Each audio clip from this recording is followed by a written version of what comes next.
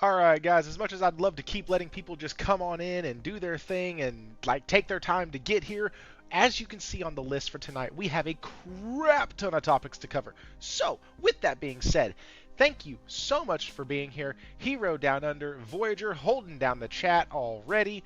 Appreciate y'all. If you're here and we've had a few new subscribers come in, if this is your first time here at the live show, come in, drop a like, leave a comment, let's talk, let's have fun. We're going to be talking about things from the gaming industry tonight. Xbox console strategy, kind of an exit strategy, to be honest.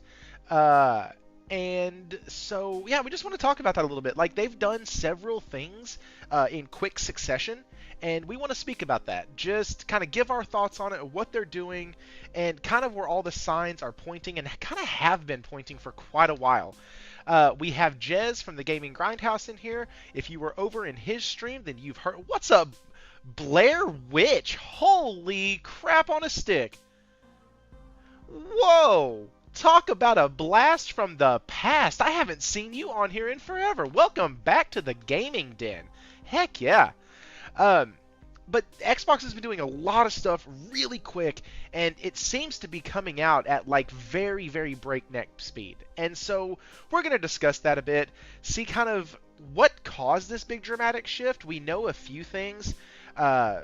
One of them is obviously their sales, things like that. Like PlayStation is surpassing previous generations right now with PS5 beating PS3 and you know, in the United States, and there's other things going on, and like they're doing a lot of stuff, and so we're going to talk about that stuff. So that's a three-parter. Then we got to talk about the 2026 gaming year. My wallet is terrified of 2026, and I mean absolutely shaking. It needs to go. Like, we got 2026 is going to be a banger. Then we have this right here, and I don't know why I'm not showing this to y'all. My goodness. We have a quick update on Marvel Wolverine. My goodness, I can't wait. If you saw the Coffee Talk video I did this morning, then you would know where I stand on this. I am beyond over the moon. Like, if I get one game next year and that one brand new game, I can only choose one. I am getting Marvel's Wolverine. There's just no, I don't care. There's no question. I will put everything else on the back burner. Thankfully, I don't have to do that, but still. Also, I am a PS Portal shill and a PS Portal glazer, and so I am here to glaze and shill over the Portal again tonight. We will be talking about that. It is a big success. And then I know that this article is mainly for Ghost of Yotai, at least that's what the title says, but the second part of it is even more interesting. Do boycotts on games actually work, or is it a game being good or bad that does it more? So we're going to talk about that. You need a second mortgage? Absolutely, Voyager. And then just a brief update. Once again, if you're following along with the videos every morning, you would have seen me talk about this already. We didn't quite get to talk about it as much as I wanted to last week, so I did a video on it, but it is just a viewing fact that about 300 to 500 people watch the live streams every week, and only about 50 to 70 people have been watching the morning videos right now. So, wanted to kind of cover this with y'all. The Assassin's Creed boss did not resign. And then I have one final article pulled up for the member's voice question. It was submitted by Hero Down Under. If you're a member, you can go read both of the questions he posted, and I will be grabbing one of them at the end or close to the end of the show to go over. The members voice section is a way for members to come on in, have fun, hang out, but as a member you get perks, right? And so as a member, you get to have a say in what is said on the show, and you get to ask a question, and I pick a question every week and the panel discusses it. With all of that being said, like I said, guys, tonight is a massive, massive night. I have zero time to wait. That's why I brought y'all in early. That's why I didn't wait for people to show up, and now I'm going to get the guests in here I could not because believe the what you're guests are saying. why y'all come here anyways. I'm not foolish enough to think it's for me. And so the guests tonight are CosmicHero and Jez77 1080. The gaming grindhouse himself, he had to get a sip of water. He had to get a throat lozenge. He is now back. He's been screaming from the rooftops for 5 years now. And finally, he's starting to hear shit back. And so it's great. It is awesome to hear. I was watching his stream earlier. I was going to use an article for tonight, and then I found out from his stream that there was a whole ass video of this bullshit. So now we're using that. And so, but I am going to be painting a little bit of a kind of a timeline, because that's what I like doing here. If you've been around here enough, you know that I like doing timelines. I like showing where we started and how we finished. It's kind of a way to make this nice little beautiful package. But speaking of beautiful packages, Cosmic, how are you, sir? Oh, oh, damn. Okay, I get leveling up the relationship here. Okay, that's right. That's right. What's up, Josh? I've been doing well, man. I've been looking forward to tonight's show. There's just so much to talk about, man. It's like Microsoft is just collapsing every second of every single day. Like every day something new comes out at this point. But I been gaming a lot. Kind of stepped away from the socials and everything a while. Started a whole slew of new games and everything. Been loving Final Fantasy Tactics. Been playing the crap out of that. Just got Ghost of Yotai, and I'm been playing the crap out of Battlefield 6. And I've been loving Battlefield 6, man. It's so nice to have an FPS shooter that's a complete experience at launch, and it's not a half-ass measured with battle passes announced before the game even comes out. Yeah, no, hey, listen, that was one of the things that I really liked about Battlefield is I feel like when I turn it on, it's not just begging for my money, like right out of the gate. It's like, which is weird. It's EA, and you associate that with them, but now it's Activision. It's kind of like the roles reversed. Yeah, no doubt.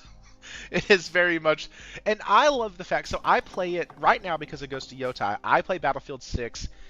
Probably one night a week and a little bit on one of the weekend days, right? I might catch a few matches on Saturday or Sunday afternoon, and I'll probably play it Friday night, Saturday night, or Sunday night.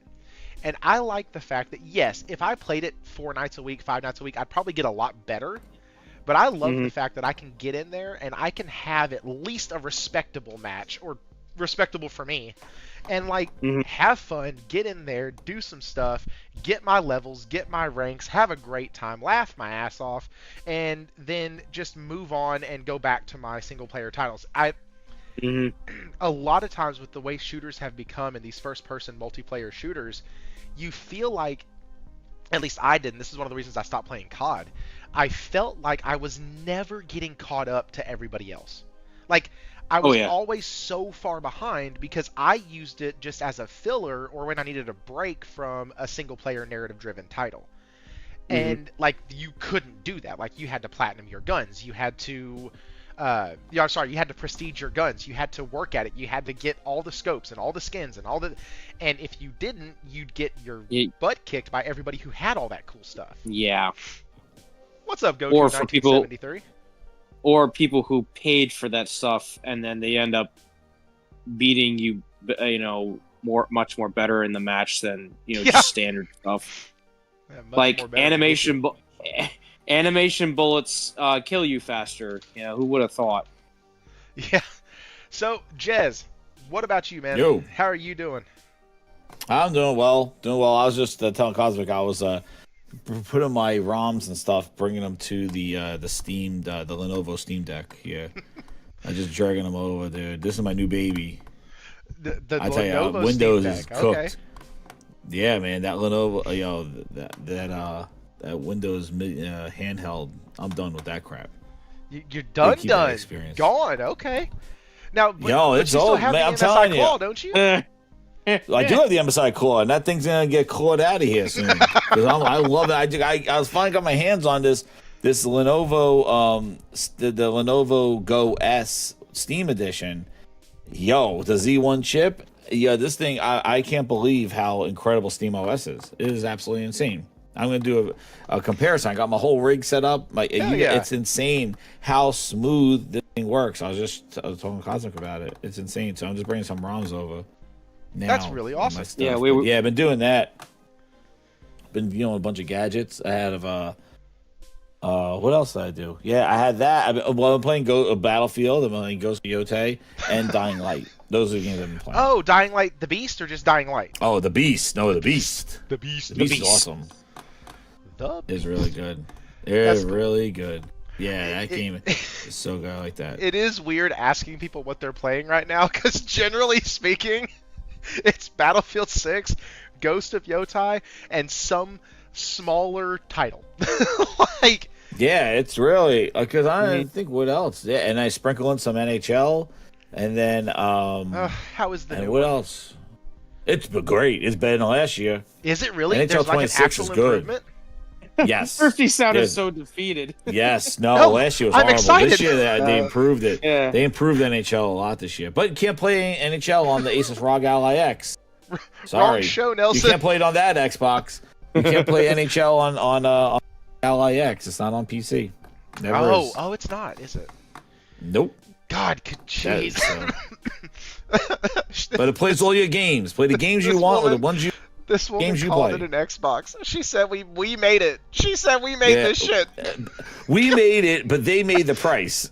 That's what it was. It's their Cosmic. hardware, but it's all So, we made it. I Oh, was man. telling Cosmic earlier that watching this interview, when I saw it on your show, first I saw it on your show, then I went and found it.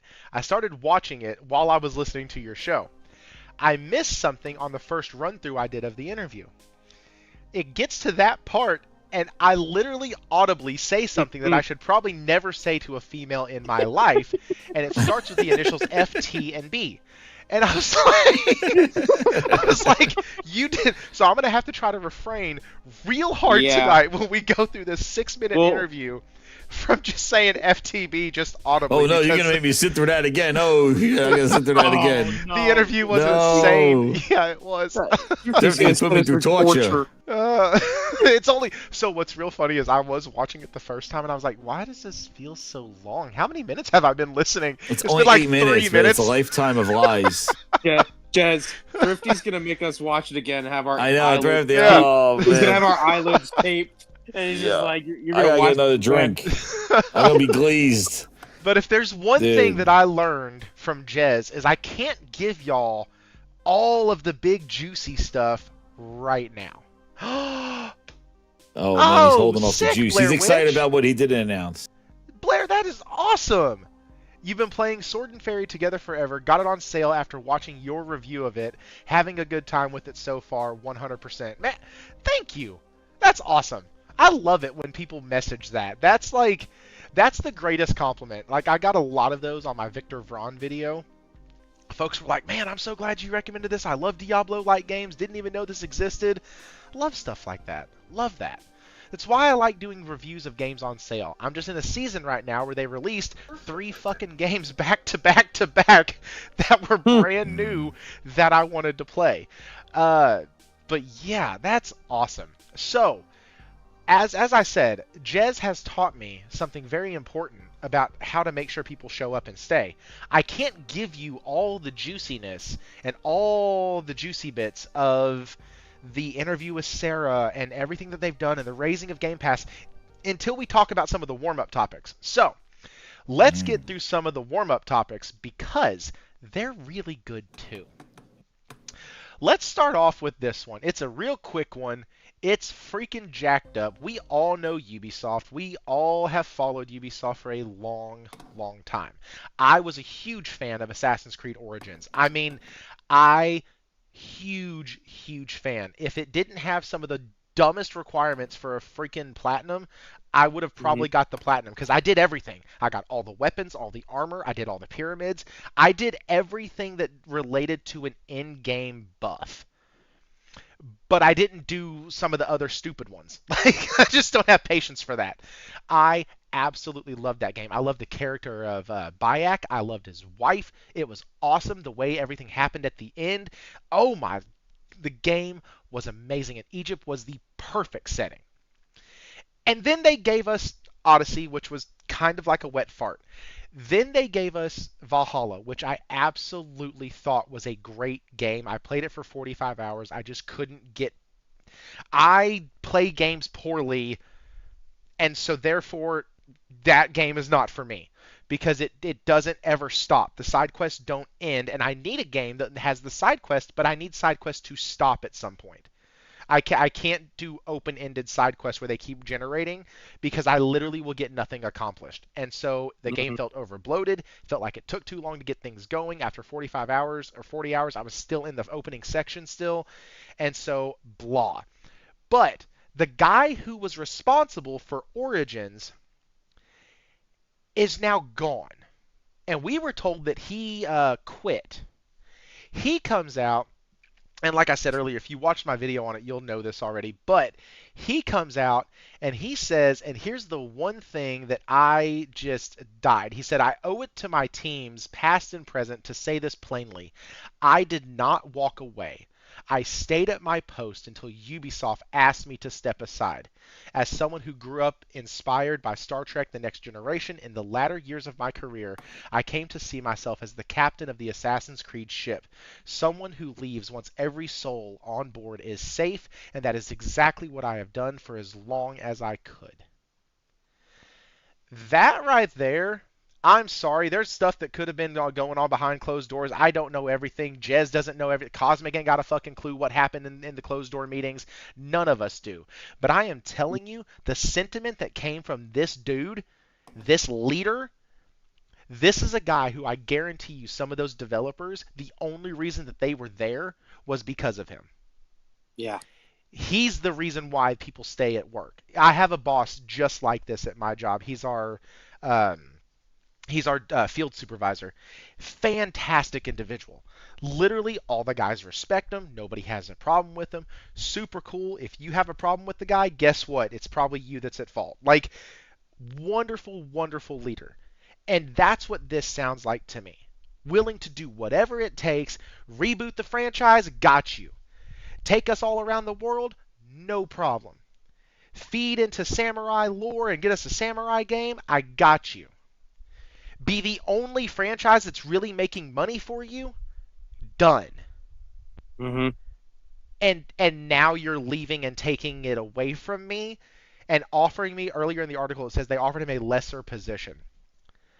I'm sorry, but you can F all the way off. Like, which is, I'm glad that he came out and said this. Like, I'm glad that he actually responded in a very tactful way.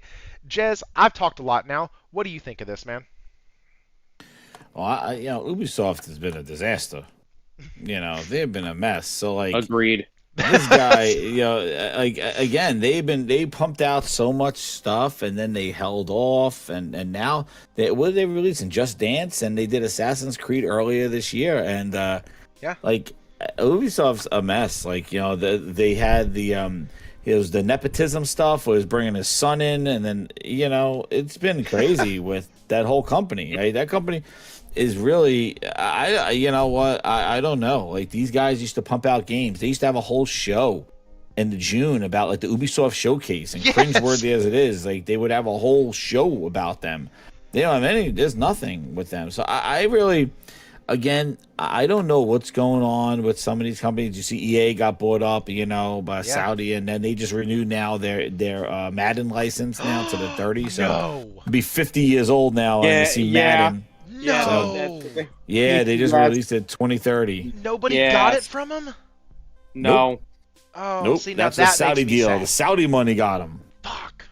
We were really worried about that. That's, and by we, I mean, like, so I watch Angry Joe for two things: his Madden rant and anything Call of Duty related. It's freaking hilarious. This is one of the things that he kept pointing out was, like, that Saudi money.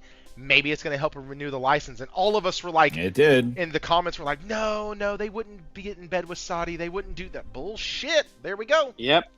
There you go. Yeah.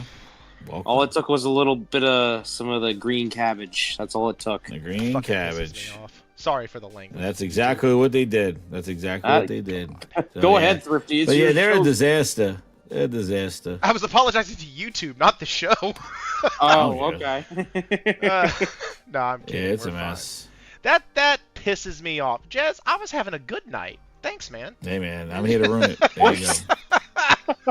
I was- I gotta make sure I get Bloody Raw 2 over here. Let's go, Bloody Raw. Ooh, Bloody Roar 2, the new. Bloody Raw. There you God, go. I love PlayStation that version. game. Bloody Roar. Oh, that was Bloody Roar 3. Bloody Raw. It was Bloody Roar 3. I don't think I was the have new 3. breed. I have 2. Was Bloody Yeah, I Roar got 2 or 2. Bloody Roar 3 the new breed?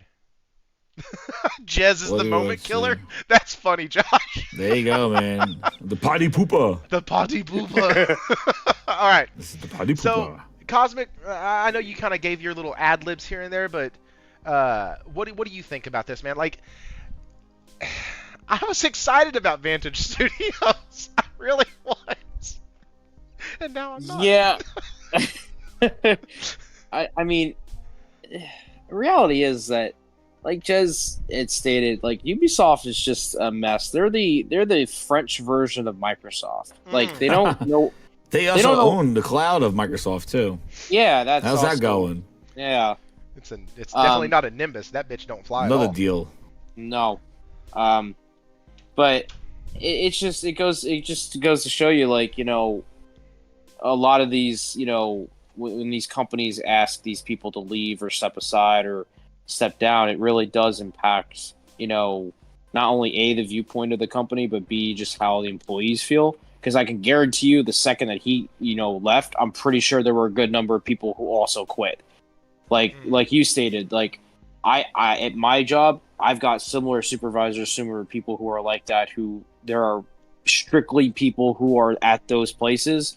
If they weren't there, the other people would be gonzo. So Yeah. it comes down to the fact that Ubisoft really is kind of all over the place. They don't really have a path or a direction. They got most of their IPs invested or bought out by Tencent, and that just screams red flags to me. And they really don't have a direction. I mean, like, they have Crew Motorfest, they have Assassin's Creed every year. Apparently, from what I heard, Division 3 apparently still a thing. Again, we still don't even know if that is going to come out. But, like, they're a mess. It's Ubisoft. It's like Ubisoft just decided one day that, you know what, we're going to not be good at what we do anymore. You know, and it's a shame, but it all comes down to the fact of just company changes, and then, you know, you ask people to step down, people leave, you know, games get canceled.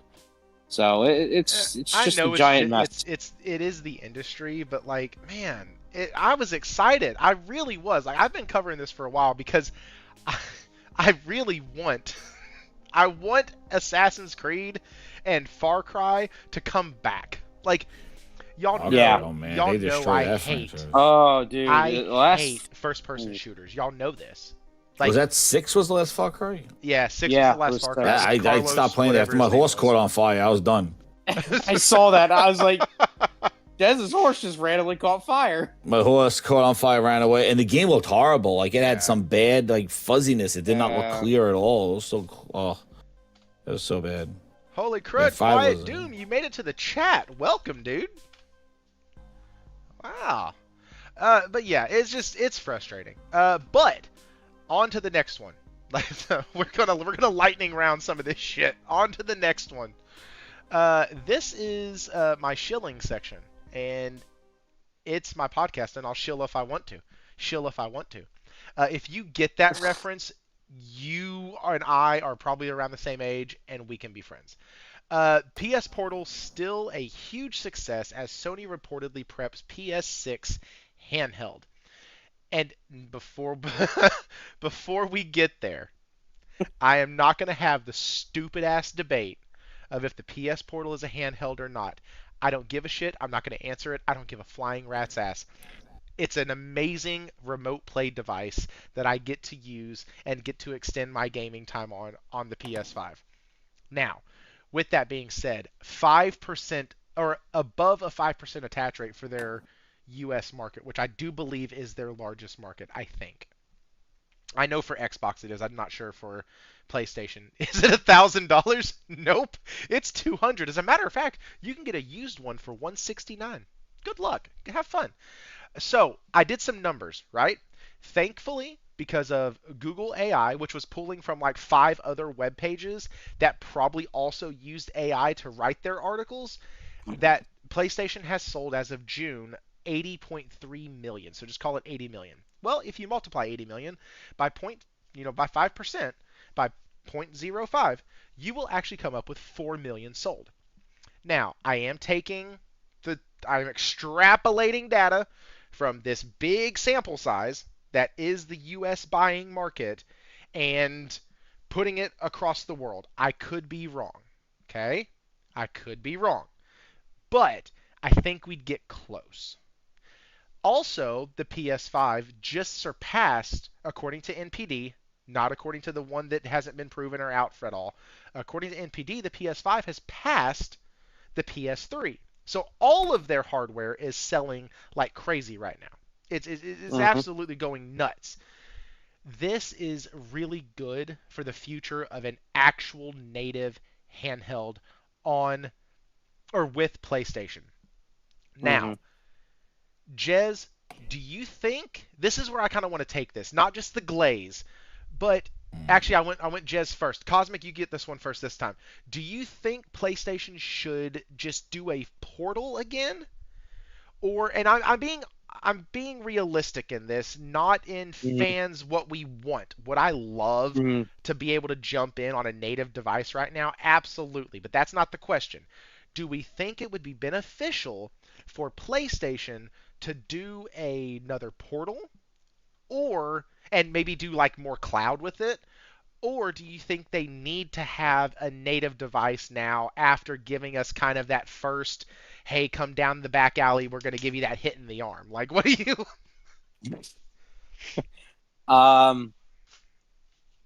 See, if I go based off of like just I wouldn't even say leaks, but the data that was shared across multiple accounts and news articles about the PS6 having potentially 3 SKUs. There's a hybrid handheld, there's the main console, and then there's the Pro version. I think it would be a beneficial thing to Sony. Personally, I think it should be a native handheld. I think that is something that is possible. Because we do have people like, Mark Cerny working with what's his name? Jensen Huang from AMD. I believe that's his name. But it was that recent video that PlayStation had with Mark Cerny and one of the AMD employees. And when I watched that video, it just made the idea of a native. It doesn't even have to be a PS6 handheld. It could be basically just a Portal with, a tech of a PlayStation 5 inside of it. Like, that's literally all it has to be, and it could be this new device. And I think it would be beneficial, because then you could take, your digital library on the go. You won't have to rely on an internet connection. You could just, boom, right then and there, pop in Final Fantasy VII or Battlefield 6 or Gran Turismo or whatever you feel like playing, and whatever's in your digital library, of course. I would want, personally, as a gamer, I would want a native handheld, but also from a business perspective, I could possibly see maybe a updated Portal where it's got better battery, and it's got better architecture stuff with the cloud and everything, and it's maybe it doesn't have to rely so much on the internet as much. If there's a way to work around that. But I think everything, from what I've seen personally, I think is leading to a actual native handheld, something that you could just turn on, lay on the couch, bed, or wherever you're sipping a Mai Tai on a beach somewhere and you want to play Battlefield. I think that's just where myself personally, I think this is going. I could be wrong, again, like I said, like you said earlier, we don't know where, who, what, where, when, why is going to happen. So, but that's just my opinion. I think that's just where we're going. Jez, what about you, man? Yeah, I think they're going with a Portal 2 native handheld. So you I do think that's native? Yeah, I think something where you'll be able to play these PlayStation 5 games, PlayStation 4 games, whatever's there in a native, in a native size. Remember, they also do have the Kraken. So like when you do have your size of your PlayStation games is actually optimized. So if they bring over that Kraken technology to a 1 terabyte SSD, that's great. It won't be these bloated PC, Xbox type file sizes. So Kraken will be a huge benefit if they could bring that over. Like they kind of have the building blocks of making a really kick-ass handheld. They got the form factor with the Portal. Like it seems to be, that's an ideal. Like they got the design. And if you could just take some games from your PlayStation and play them on the go and not have to rely on internet or connection, like it's there right there. And like you don't need to, the only thing that you'll have to do is the power of it. And if they optimize this thing, they don't have to pull like all these OEM parts off the shelves. They'll just put the optimization in there, and to have like the optimization of a PlayStation console in the palm of your hand in that, and they've done it before with the PSP and the PS Vita and all that stuff. The problem with those was that they had to make mobile versions or Vita versions of those games. Here, you just make the hardware. Your games will work if it's the PlayStation DNA. It just work at a lower power state and at a lower thing. So basically, it's just going to scale down the game to 1080p resolution, and a reverse scaler or something like that, or having these games run in. Because I still wonder with this whole low power state that they've been adding to these games for. It's like, why would you be concerned about that on a device that's constantly plugged into a wall with a console? You want these things to run in a low power state, and why would you reduce performance or reduce resolution? Well, because when you have something plugged in. You know what I mean? Like exactly, they're building for something. So why don't you do that? And you could have a Portal version of them. And it's not out of the aspect. You see what these handhelds are running. Like these chips now, these second gen chips are not much of a difference. These Z2 Extreme chips are not much better than the Z1s, and the Z1s are plenty capable. And that is a 4-year-old chip. Hell, the Steam Deck has even a weaker chip than the Z1, and it's able to run these games. And those are PC versions of these games. These are the PC versions of these games that they're running on these Z1 chips, which are not really intended. It's just the fact that PC games are scalable, that you're able to drop everything to low settings and stuff like that and drop it to these settings. But these games are not being developed for a 1080p, a small 7-inch screen. These games are being developed for PC, and they just scale down to that size. So like if you have these PlayStation games, they could easily just scale down to that, especially if PlayStation's making the hardware and they got the unlimited now dev support. The devs are making tons of games. And even if some games will not be Portal compatible, maybe they're too big or they're too advanced, they won't be compatible. There's a plenty of games that they have that you'll put on a Portal and play. So maybe it's not every single one of the games, because maybe due to power constraints, but I think they definitely have the recipe. Like, I think that's the next evolution of the Portal. I think they'll probably do a Portal 2 Lite, which will just be their web player, and a Portal 2, Premium, which will be their native player, maybe. Maybe they do that, or they just keep their Portal doing what they're doing. But what's nice about the Portal, and this is something I said before, what's nice about it is that the Portal kind of upgraded with the hardware, but because you're streaming from a Pro, you'll get a better Wi-Fi or better internet, and also higher resolution, that it's streaming a higher resolution game to your Portal. So your Portal, without even needing a hardware update, actually got some improvements of the visual quality of because the stream is better, because the game that's streaming is running at a higher performance from the Pro. So like, it was pretty interesting to see how the Pro enhanced the Portal shit. So I think definitely that it's in the works. Like this and what's his name leaked that shit. Like he said that there's gonna be a PlayStation handheld, in which I think I'm going. Well, yeah, I think that the PlayStation will have the handheld will come out first, like a year before the PlayStation 6. So I think the PlayStation handheld will come out, like, probably we'll hear about it next year, and it will be probably rolled out either a year from now, end of next year, or early 2027.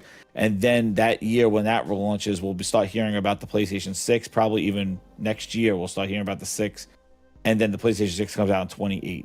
That's what I'm thinking. I think the handheld comes out first, and then the PlayStation 6. I don't think they launch together. I think one comes out before. Similar to how didn't the Vita come out like right when the PlayStation 3, 4? It was, yeah. So it was like came out right there. So I got my Vita next to me. If I turn it on real quick. Casual flex. That thing still runs. Mine too. Yeah. Not trying to flex on anybody, but it says there's I got one too. There's a See, it works. There is a PS3 and a PS4 link, so it was compatible. It came out when did it PS4. come out? Yeah. It came out before the PS4 did. Right before, right? Because I know it kind of like let me see. I have my computer up here. PS Vita. Somebody in the chat will know. Josh is probably screaming right now. It came out right around the PlayStation 4, right? Right before, I think it was like right before. 2011 was the Vita. Yeah, Vita. 2011 was the Vita. Yeah. Okay. And when PS4 was 2014, so that's about 3-year gap. 2014. So then when was the PS3 then? That was 2005, I think. Yeah, 2006. 2006. Okay. And PS4 was PS4 release date? Was PS4 came out 2013. So it was about a year. It was like a couple of years. Yeah. So PS4 came out 2013. The Vita came out in 2011. Okay, so like they were like a year. Yeah, like a Vita came out. It came out December 2011. So it came out basically like right at 2012, like right at the beginning, end of 2011. In other international territories, it launched in February of 2012. So, and then the PlayStation 4 came out in 2013, November. So yeah, it was like a year or so around that. So I was thinking like maybe this thing is similar to that. Like within a year, you got your handheld, and then that's playing your PS5 games on the go, and then your PlayStation 6, and use it as a transition. Like not as a transition, but like as a way to introduce hardware, because you got your Pro. You don't have to introduce the PS6 right now. See, Microsoft has to be talking about stuff in the future because they don't have anything else. They need relevancy. And all they do is talk about hardware with no goddamn games. So they're just, again, teasing more hardware because they can't get out of their way. If they had the mid-gen refresh, that's done, and they can't now not stop talking about some new stuff. But we all know their new stuff is going to be completely different than what they traditionally released. So that's why they're talking about it so early. Yeah, it's one of those. But I think it's coming. Yeah, so what Josh said makes more sense, and what you echoed and Cosmic have echoed makes a lot more sense. For some reason, I was thinking it would have to be a device that played PS6 games natively, but if you take that out and just make it a PS6 portal device and then a PS5 native. Yeah. Like that's what I think. That actually kind of makes sense because at that point I can play my downloaded, because it's going to be digital, so I can play my downloaded PS5 games on it. Cool. And I can use it as a portal to play my PS6 only games, which is, like you said, a really good way to kind of cross-gen that to make it applicable to folks. Because we saw what happened, right? Like what Phil Spencer, the one damn thing he said that was right is that people have built their digital libraries. And they lost the worst generation ever to lose because it was the one where people were building their libraries. So if you're telling me the next device can play all of my previous library of digital games, both PS5, PS4, boom, and it can still act like a portal when I have a PS6 only title that would probably be 2 years, probably 2 years into the life cycle of the PS6. That sounds great to me. Now, the question's going to be, and this is what always the question is what would the gamer pay for it? And we don't know that, and we can't even speculate on that until we know kind of what more of the specs are. So, Yeah. But I'm happy that the Portal came out and did so well, because I had been a freaking like megaphone for that damn device from the start. Hey, Josh, I think what it'll be called is perfect. Your marketing on that was great. As a matter of fact, Xbox should call you to do some of their marketing. Josh said that it should be called the PSP 2 because that fits the PlayStation Portable, but it also fits for the PlayStation Portal. It can be a blended device between the two of them. It's merging two together, so you have like a triple meaning there. I love that. I absolutely love that.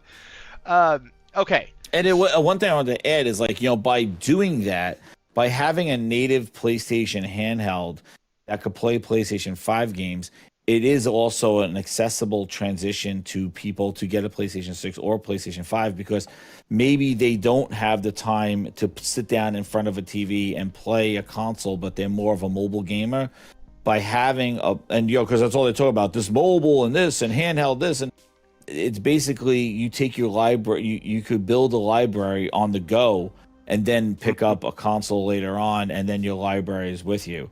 So, like, it definitely, if it's a native device, it could just sell just natively to somebody without them having to have a console relying on the Portal, because that's what a Portal is. It needs a console. So it's basically an extension of the console. But if you sell a PlayStation handheld native, now you could just target people that just sit on a couch and play games. Like, I don't play games on a TV. Like, I'm always traveling. I'm always on the go. Like, I don't have a gaming setup. I don't want to sit on a couch. I want to just, run around and play on a handheld. They could just buy that, and then now they're into the ecosystem. That's why a native handheld on their part will add, they're always looking to expand. So instead of just selling the console to the same console people, you open up the thing by saying, hey, here's our handheld that's not relying on a console, but you can play our games on the go. And now there may be a person that just wants to do that and not have a setup. So it expands their audience into this mobile thing, and that's kind of what they want to do. So having native, I think, opens up the door to get more people. Yeah, it helps build an earlier market for some consumers. Yeah, like to tap into the last bit of the PlayStation 5 market. It's like, hey, here's some native PlayStation handheld experiences to get into the ecosystem, because that's what they want you to do. They'll buy from their store to build your library, because then it's hard for you to move around. And Microsoft is all over the place with this whole messaging of building the library, because it's like they're selling a device and saying, oh, your Steam library, Epic Store. It's like, how do you benefit from that? Like, people have their libraries from somewhere else. What does that doesn't mean nobody's buying from your Xbox store. Nobody's buying from your thing. You're basically telling them to do that. And I said before that they have to do that because of the legal implications of it. They cannot what is it, the monopolizing the monopoly. They cannot have their store pop up and block off Steam and Epic Store on this device. They have to offer those things, because they will be monopolizing the market, the free market of PC. That's the same thing they did with the Internet Explorer back in the day. That's where they got all those that lawsuit that went through, antitrust stuff. So they have to offer Steam and Epic Store. They can't say this is an Xbox, the PC open. It's a PC, but it only runs. The Xbox app pops up, and you only could buy from the Microsoft Xbox Store, and we own the operating system, dude. Steam and Epic Store, big lawsuit. Tim Sweeney, big. We're going to take you to court now because you blocked Netscape and all that other stuff, and you got hit with antitrust stuff because your operating system pushed your stuff and blocked competing competitors on an open market. You can't do that with this handheld. Like, you gotta have Steam there and Epic Store. You can't just say, it's just an Xbox device and Xbox thing. That's why, the Portal is an Android device, but Sony don't own Android. So Sony could take that over. Same thing with Samsung. Samsung could just remove everything Google about it because they don't own Google. But if Samsung, Google can't block Samsung and all them because they own the operating system. So that's why Apple's an open market, but Apple wants a cut. We'll show you stuff, but we get in a piece of it because we do all the infrastructure. But we can't block you. Only way to block you is if you want to bypass our terms and conditions of how we do apps. It's sloppy, but the thing is Microsoft can't just take over a ROG Ally. And that's why if they do with these handhelds or these PCs in the future that we'll talk about, they have to present an open market. They can't make it a real Xbox as if a console that you have, because that's their device. They could lock you away. That's a closed system. That is not a Windows platform. And that was purposeful because they wanted to bring developers and they wanted to bring them to a closed ecosystem where they get all the money. That's why they sold that to Bill Gates, saying we want an Xbox OS where we bring developers and all the money comes through our store. We make 100%. We get cuts from publishers. This is where we want. But what they got greedy with it, and they wanted developers then to start developing for Windows Phone apps and other shit. And they had nothing to want, and they kind of Trojan horsed them. Come for Xbox, but make some Windows Phone apps while you're here with UWP, and make some apps for a Windows store that sucks ass and nobody wants to use. But your Xbox app will work there. And that's what they tried to do. They tried to Trojan horse everybody into this shit. It's crazy, man. I've been following Microsoft all along, man. It's been crazy. I got glazed by their Surface devices. Like on and on and on. I'm done. I got keep transferring my ROMs. You transfer my ROMs. I think Jez still has Transfer that my code ROMs. for. I think Jez still has that code for Groove Music. That's right. I still do. Holy shit, you remember that? Dude, Yeah, I have remember that. I remember you saying that. Yo, when I first started my podcast, I have that Groove Music right there. It's a reminder of the screw job. Dude, I used to buy every year. I used to buy the Microsoft Office and Play Pack. It was the best deal. You want best deal in gaming? It was like $100, and you got a year of Office, you got a year of Xbox Live, and you got a year of Groove Music. It was like $100, like a triple pack, and it give you like a year of all those three services. And I buy it every year. And then and I would share my Office subscription with my family, 5 people. Yep. I would have my Groove Music and Xbox Live, and it was great because of all the services that I used. And they pulled that Groove Music, and I have the $100 Groove Music 1-year subscription that I can't do anything with. It just sits there, and I stare at that card. That was my inspiration for the channel. When I started the channel, I would have that card there. I'm like, these screwed me. And my motto was take from them everything and give them nothing. So I was going to take all their games, take all their stuff and give them nothing. That's so cool. Because dude, that was damn, man, I can't remember that, the $100 Groove Music. I have it right there in my drawer. That's freaking Stare at awesome. that thing. It's a reminder. Okay, so there's been games that have all come out that have been in the news cycle for one reason or another, right? You have games that come out that are in the news cycle because of how awesome they are, how bad they are, the press behind them, the DEI stuff, the SB whatever, SBI, there we go. You have that stuff. You got games coming out, people boycotting them and going on to sell tens of millions of copies. You have people boycotting a game and it's selling jack shit. So, my question tonight, this is based off of this article, and it's mainly just for the headline, but it also gave me a chance to kind of glaze Ghost of Yotai, because Ghost of Yotai, according to NPD, once again, not the other one, but according to the one that is trusted in the gaming market and has been for years, Circana, Ghost of Yotai did pretty well, which is good. It's tracking right about the same as Ghost of Tsushima, which means they're probably making their money back. That's really good, and this is from them, not from the other company, so that's why I'm okay sharing it. But I thought something was pretty interesting. You have Ghost of Yotai at 4, and you have Borderlands up here at number 1. Interesting. I thought people hated Borderlands. I thought nobody was going to buy it. I thought everybody was just going to move away and get off of the game. I thought Ghost of Yote was going to flop because of shit. I forgot her name last week and this week. Erica. Can't remember the last name, but I think her first name is Erica. Like, I thought people weren't supposed to buy that game. I thought it was supposed to fall flat on its face. I thought it was supposed to do what Dragon Age Veilguard did and get the studio closed. Like, but it didn't. And it hasn't. And so thank you, Erica Ishii. And so my question is we have games that come out that are absolute garbage. People boycott them for one reason or another, and they succeed or they fail. I do not think that any boycott has ever actually freaking worked. I think, this is just me personally, I think that the game comes out and succeeds or fails based off of, is it a good game? If the game is good, nobody gives a shit.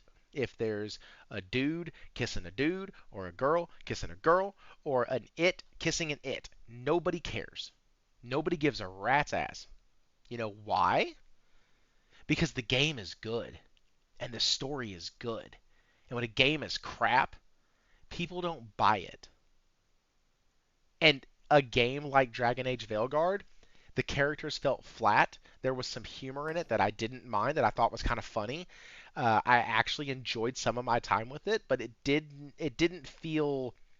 Once I spent a little bit more time with the characters, they didn't feel good. They didn't feel. They didn't. It's just, yeah. It felt weird. Like the way that the short little redhead, like the way that she interacted with the rest of the party was just annoying as crap. I couldn't stand her. And then the one who was the spellcaster, I don't even remember her name. She was like my favorite, and honestly, she wasn't as good as the other ones. So, anyways, boycotts don't work. We know that from Hogwarts Legacy. No. Biggest example. Like, so, this might be a real quick topic. First of all, I can't believe that Ghost of Yotai came out and is actually doing well. Like I said, according to NPD, Circana, whatever you want to call them.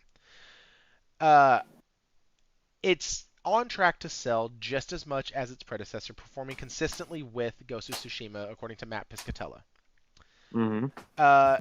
Silent Hill F charted in 7th, Final Fantasy Tactics, The Ivalice Chronicles, Digimon Story Time Stranger, it got 13th, which I know there's people who have been loving that game, who are wanting it to do very well.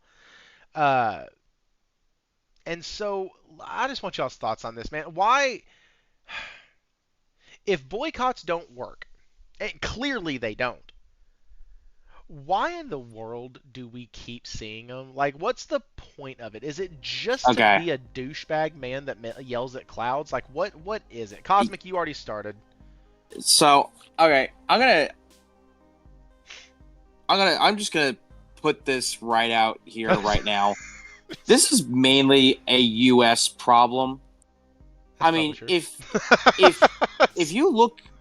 you actually take a look, I don't see any of the complaining coming from anywhere from Asia or from Japan, where the game is actually set in Ghost of Yotai's case. Not a single not seeing a single person from any of those, from across the seas, actually complain about this game. It's all here in the U.S. And it boils down to everybody is so hyper politicized that they think they could actually, because once they see one thing that's successful, they think they can do everything to do that again to everything else. If you understand what I mean, it's people taking their, let's be honest, their political opinions that nobody gives a fucking rat shit about, part of my language, but nobody cares. Consumers dictate what sells and what doesn't. Okay? Like, guess what? EV car sales are down. Consumers dictate if those cars stick around or not. So again, it's always been consumerism. It has never, ever mattered about political ideology. Yes, there might have been some cases where, in rare cases where, yes, they were trying to push a message. Yes, there are some games that have tried to do that. But at the same time, I feel like now when you get these I call them political grifters. They're not doing this in the gain to give devs freedom, or we go back to the grand old days of gaming, even though we've had female protagonists back then, so I don't know where the hell these idiots were at. But it all comes down to the fact that these political grifters don't give a crap about the things that they complain about. They only want your attention, and they only want you to click on their stuff. Because outside of that, and I'm going to sound like a real asshole for saying this, these guys don't have a life outside of being a political grifter on Twitter, outside of being a keyboard warrior. They don't have a life, okay? Because when I look at it, it's like, it really seems like it. They're on there posting things, 1 hour ago, 2 hours ago, 28 minutes ago, breaking news this, and it's just like, do you guys actually touch grass? Do you guys know, do you actually go outside? No. And that's the thing. And I've always said this. I said this to a younger coworker of mine. I said, don't let your political ideologies base your purchasing decisions, because then you end up just being miserable. Well, you end up not having a car, a house, and you end a house, groceries, or like, anything. Right. Like, that's the thing. And this is something that I've slowly, gone away of, because I used to be like that, but now I'm not, because I've realized that, what, I'm being duped by both. So what the hell does it matter if I upset one of them? Like, it to me, that it doesn't matter. So at the end of the day, the reason why boycotts don't work the way that these people on the internet intend them to is because they only make up a small minority of actual people in the gaming space. And we do see that minority, or we do see that voice shrinking. Yes. I think at one point they had a leg to stand on, but I do believe that the gamer and the gaming market kind of shifted real quick about a year and a half ago, and it started to come out of that. And so because of that, we lost, like, the Sweet Baby Inc. stuff went under the radar, gone. Nobody cares about it anymore. Nobody gives a rat's rip. They're not working with nearly as many companies because people have, like, griped and complained, and games weren't sold and studios shut down. So cool. But those games didn't sell because they were not good games. Like, that's like me saying the reason why Redfall failed was because it was an Xbox exclusive. That's not why it failed. The reason why Concord failed is not because it was any other reason than it just was an underbaked game. It wasn't good. It wasn't ready. It wasn't outright. So, like, games fail and succeed 100% of the time on their own merit. Jez, you got anything to add to this? Yeah, it's just blue check marks and engagement. Pretty much. It's look at me. That's all it is. Let me see something, get rattled, go viral, and throw something out there. Who knows if they believe it? Who knows if they don't? Who even cares? All they do is they get the reactions from everybody. They get the engagement. They get the attention. They get the money. End the story. Yeah, and that's the part that I always wonder, like, do y'all hear yourself? Because if you, like, here, little peel behind the curtain, I am kind of purple, but if you know what I mean, if you're in America, you know what I mean by that. Yeah, like, I know what I mean. I'm very much purple, and so, like, a lot of times, though, I do kind of travel over to, like, the more magenta side of things, and that's okay. And even I can't look at these dudes and go, yeah, y'all have a point. No, because it's literally old men yelling at cloud. That's it. They're making up ghosts to be pissed off about. No pun intended. They're making up ghosts to be pissed off about just to have something to talk about. Like Yeah. one of the channels I follow, love her to death. Her coverage, Lady Decade, love Lady Decade. She's quite comical. And she does her videos in very much like a almost straight down the middle way. Like, especially she was hard and heavy on the Stellar Blade controversies and all that crap that happened. And like halfway through that though, she like stopped being so what we would call conservative leaning and like pulled herself back middle. And it's been a treat to watch since then and everything that's going on. Like, because when you go hard on any side, you end up blinding yourself to truths and realities and good things that are happening on the other side of the aisle. This is why boycotts don't work, because at the end of the day, most people don't give a rat's ass. They just don't. Even somebody like me, I just want to be left alone to play my damn game. I don't want somebody to come in and tell me, you shouldn't be playing that. Well, why, Dad? Did you buy it? No, sit down. Like, you know, like, it's just, what's up, Lunchy Sky? How you doing, man? But like, it's just infuriating when I see it now, because I'm like, man, it's rage baiting, and it used to work with That's me. all it is. Yeah, it's all it is, Thrifty. And that's why I said, that's why, you know, I don't remember ever telling you a while back, but that's why I'm not on Twitter as much, because it's just a cesspool of AI generated bull crap and, you know, people who just yell. Like, it just seems to be a platform for people just to go and just yell at each other. You know, not actual good discussions or anything. You get the occasional couple people who are smart enough to have a conversation with, but I just sit there and I scroll and I laugh. That's all it's good for. That's really all it's really good. a It's good sad for. day. Well, yeah, it's a point where now it's, let's make shit up because we got nothing better to do with our time, instead of actually using that time to be productive and, you know, actually play the games and, you know, do the thing that we actually, you know, like and care about. You know, because if half of these idiots cared about the gaming industry, you wouldn't see them nearly as much. You just wouldn't. They'd be playing games. You know, and that's why I said, you know, like Jez said, they're all there for the blue check marks. They're there for Elon's money that, you know, they barely get paid with. Like, that's what they're there for.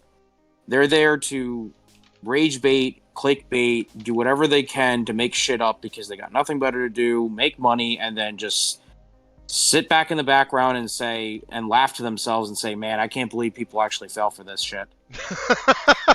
There has to be something like that. There just has to be. Speaking of, actually, I have no good segue for this. We're gonna put a pin in that. It sounds like all of us agree it's fucking retarded, and like, just don't get caught in that. If you want a place to talk and talk about nuances and actually have a conversation, for the love of everything good and holy, do not choose Twitter as your avenue for that conversation. No.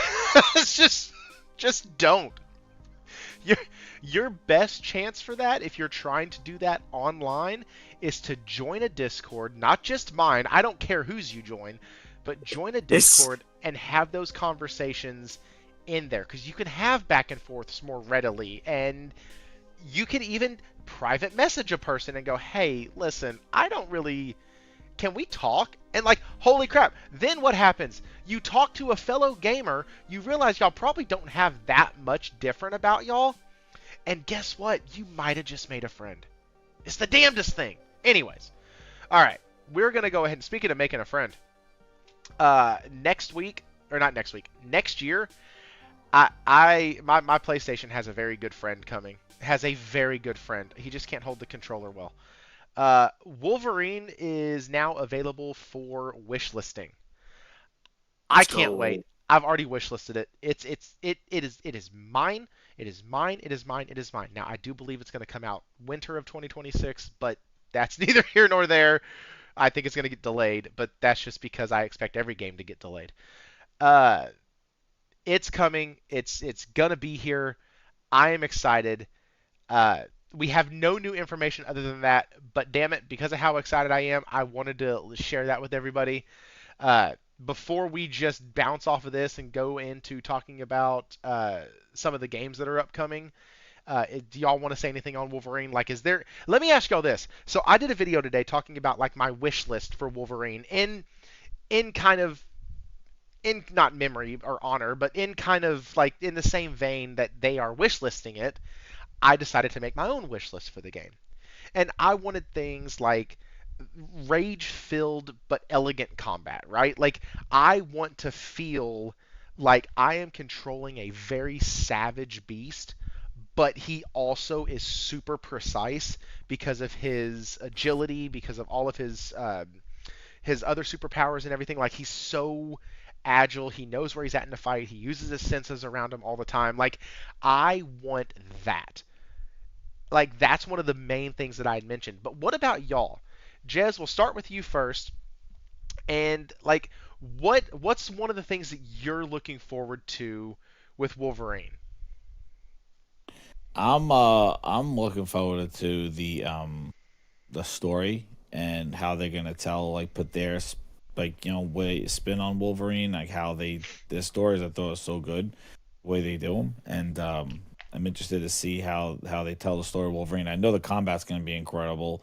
We saw that already, but it's really how they integrate the story and have these big set piece moments and see what other characters besides the one we've seen that they start incorporating into the Wolverine universe. It's going to be interesting to see them do a new IP, Marvel IP after being Spider-Man for so long. So I'm interested to see, what they do with that. But I'm really excited to see the story because Wolverine, as you know, very, very deep character filled with rage and anger and not belonging and who he is, where he comes from, and it's going to be a big kind of like just rage filled story, and we'll see like where we go from there. But he's not does he team up with anybody, or he just kind of just does it on his own? And we'll see. But I do think that they know how to tell a story, and Spider-Man was like, even knowing all the characters, like how they told the story in Spider-Man 1, and then what they did with Miles Morales was a great story. And I like Spider-Man 2 story. The way they did it with Venom. Like, I thought it was a good the story beats and how they integrated it and they built up the battles, and I'm excited to see what they do with Wolverine next. Man, that's one of the things that I'm also really excited for because there's such a depth and such a well that you can pull from with Wolverine and with Logan. Yeah. Like, you can go to Japan, you can go to Canada, you can go to Siberia, you can go to. He spent some time in Africa. He has literally been all over the world because of his healing factor and all of that. You could do stuff with Lady Deathstrike. You could do. Oh my God, you could add his kid to it. You could add the guy who they thought was Damien, I think his name was. Yeah. The guy who took the brown and tan suit up as like he started wearing that as his costume. Like there's so many things that you can do. You can do his time going back in time with Cable, and like there's oh my God, there's so many things that can be done. There's a lot. They didn't tease Stryker in there, but I'm sure he's in it. Oh my gosh, the fact that we saw Omega Red already. Like that, I'm so in. Wolverine and Gambit are my two favorite characters by very very very far margins. They are my favorites.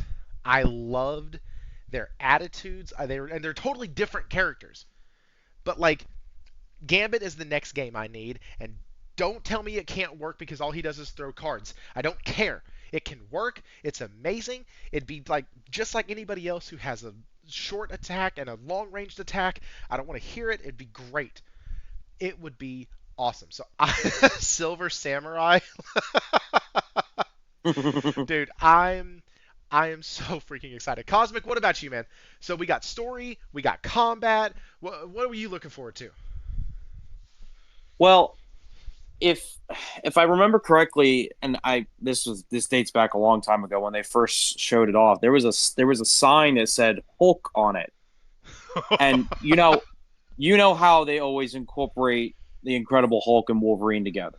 Mm, So, and I believe Insomniac confirmed that the universes, Peter and Logan share the same universe. So, could we possibly see, Wolverine team up with Spider-Man, or Spider-Man team up with the new X-Men? Because obviously we're getting the X-Men game. Um, I think there's a possibility of that, because in the 90s they always had this thing with Spider-Man always teaming up with the X-Men. yeah. So I I'm glad I just remember that. But Yep. the fact is, I think that's where there might be leading this to, and I think one of the big names that no one's mentioned yet is Sabretooth.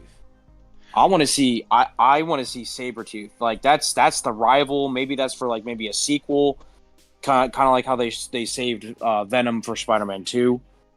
But I definitely wanted, because we have Mystique being shown off. She was showed in the gameplay Right. in the trailer. Do we get introduced to Nightcrawler? Do we get introduced to Ooh, yeah. Do we go Uncanny X-Men? Do we yeah, go Weapon X program? Do we like? yeah, exactly. Yeah. How do we go X-Force? about do we see Professor Xavier? Do we see do we learn about the mutant school in New York, and that's where Logan goes at the end of the game or whatever? Like, I think for me, I would definitely love to see some of Wolverine's classic villains, and maybe even some homages to like other heroes and other stuff going around. Like, maybe like obviously mention Incredible Hulk, or or maybe there's like a news report where Logan's sitting down and he watches the TV and he sees a news report about well, I think this would be before Spider-Man, so Sorry, I don't know. Hero is losing it in the chat because he apparently, I'm guessing that he has gone through all of the leaks and everything, so he already knows a lot of what's going to happen and like who's going to be in it, and he's not saying anything, which I appreciate. Thank you, Hero. But like, it's like, man, we gotta go to the next topic. We gotta go to the next topic. Oh, okay. And so, all right, guys, we are about to get into the meat and potatoes, as it were. But, yeah, I may have to just reserve this one, even though it's in the title, because it is 10:02. Hey, guys, hit that like button if you're enjoying this. Share it out. YouTube just kind of blipped me. We went down from 20 down to about 10, so I don't know where they all went. But we will have Spoilers. Yeah, I know, right? Everybody was saying spoilers, and the people were like, "F it, I'm gone." Hyro Jackson asked a question. He said, is Sony lining these Marvel games up with their movie counterparts, Wolverine with X-Men, Venom with Spider-Man? And my response was, God, I hope not. That's just... I'm just going to leave it at that. I really hope not. I hate it when they do that, because a delay in one can mean a delay in the other, and I don't want that. Just give me the movie, give me the game. I don't care if they're apart. It's stupid. Don't do that. Okay, next thing. This is going to be the big topic for the night, guys. This is the big one. This is what we're here for. This is why we all showed up. This is what was on the thumbnail. You came because of her pretty face, and now we are going to see this here. Now, the more she talks, the more she lies, the more she misdirects, the more the face becomes not as pretty. But that's just me. It's very frustrating. Xbox has done, so let me give my lead into this. Okay, let me take out, I said there were 3 topics. Let me go over here to the Discord real quick and pull up exactly how I have them laid out in my notes. So, Xbox console exit strategy. And we're going to do these in reverse. I put them on here in the wrong order. So that's my fault. Raise the price of your premium console subscription to push people towards the PC version for almost half the price. That's step 1. Step 2, make it more expensive for developers to design for your hardware. Step 3, price your next console out of the market. And boom, you are now effectively out of the console business. So that's a recipe for disaster right there. Let's see what they have done. Here we go. Xbox confirms Game Pass prices increase, but they delayed it, just not in the 2 biggest markets of the US or the UK. So if you live in the US or UK, you're still getting screwed. You're welcome. So they raised it, but you can always go over to PC Pass for $16.50 a month. Then they found another way to raise prices by increasing the dev kits from $1,500 to $2,000. This is a 33% price hike. Mind you, the game, if it releases on Xbox, is releasing to a smaller audience. And we're going to raise the price so you can release to a smaller audience. It absolutely baffles me.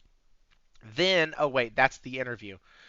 Then we have her coming out saying that they were the ones who built the ROG, that it's their device, it's this and that. But then when people gripe about the price, PS comes out and goes, Phil Spencer, not PlayStation.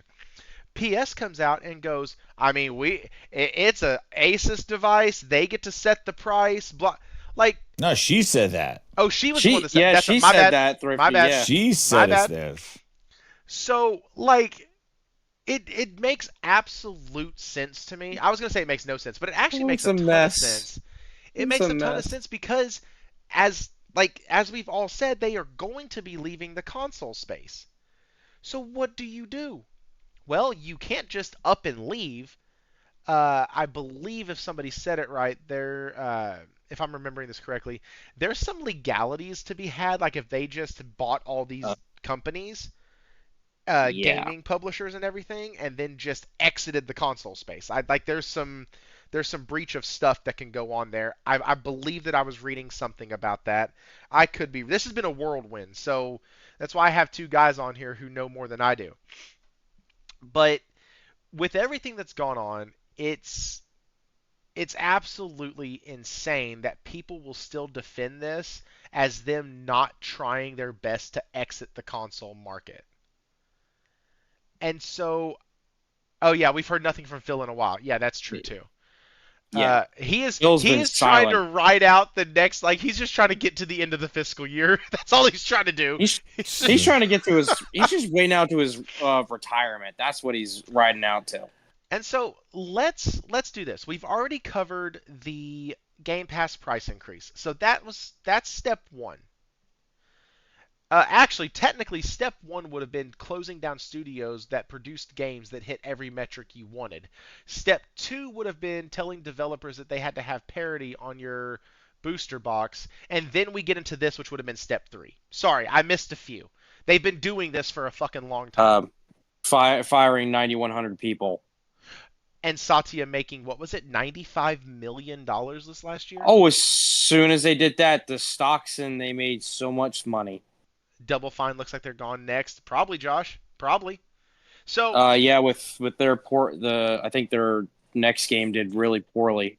What, that Keeper game? It's like one of those Journey. It's like one of those Journey kind of short games. Like people, I don't know. I've heard people say it was great. It actually needed the marketing. It needed some sort of where was Aaron Greenberg? It was Greenberg with a couple of tweets. Where's Aaron? That's what I mean. Like they send out these games. They spend all this time. Like this is their next game from the studio that created Psychonauts. Like they did not. They showed it at their showcases and they're done, man. They don't know, man. Games are not important to them. That's always been the issue.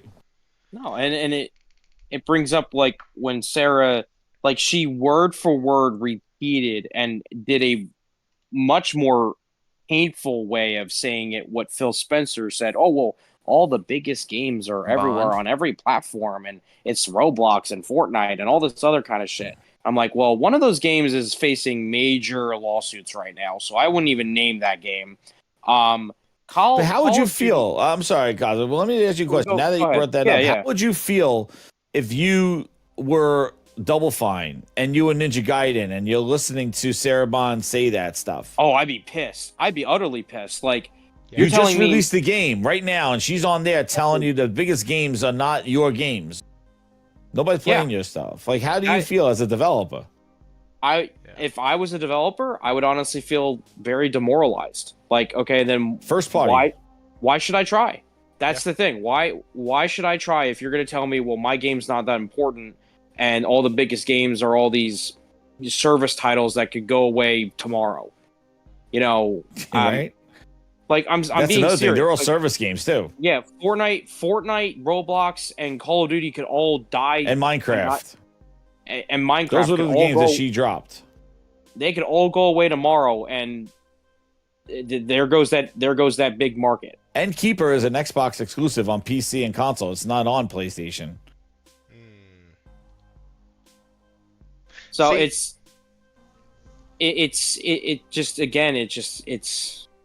they're a mess. They're such a mess. It's just like after they shut down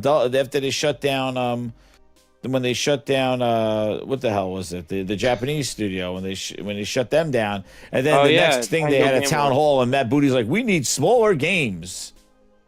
You just shut down the people that made Hi-Fi Rush. You just close them down. Exactly. And then then some other studio came up and bought them, and then they're going to keep the they're making Hi-Fi Rush running. too. Yeah, they're making Hi-Fi Rush too. Yeah. So it just, again, Microsoft, one step forward, 20 steps backwards. How do you feel if you Playground making Fable? And Sarah says, like, people play the big games like that. That's not what she is basically throwing all their studios under a bus.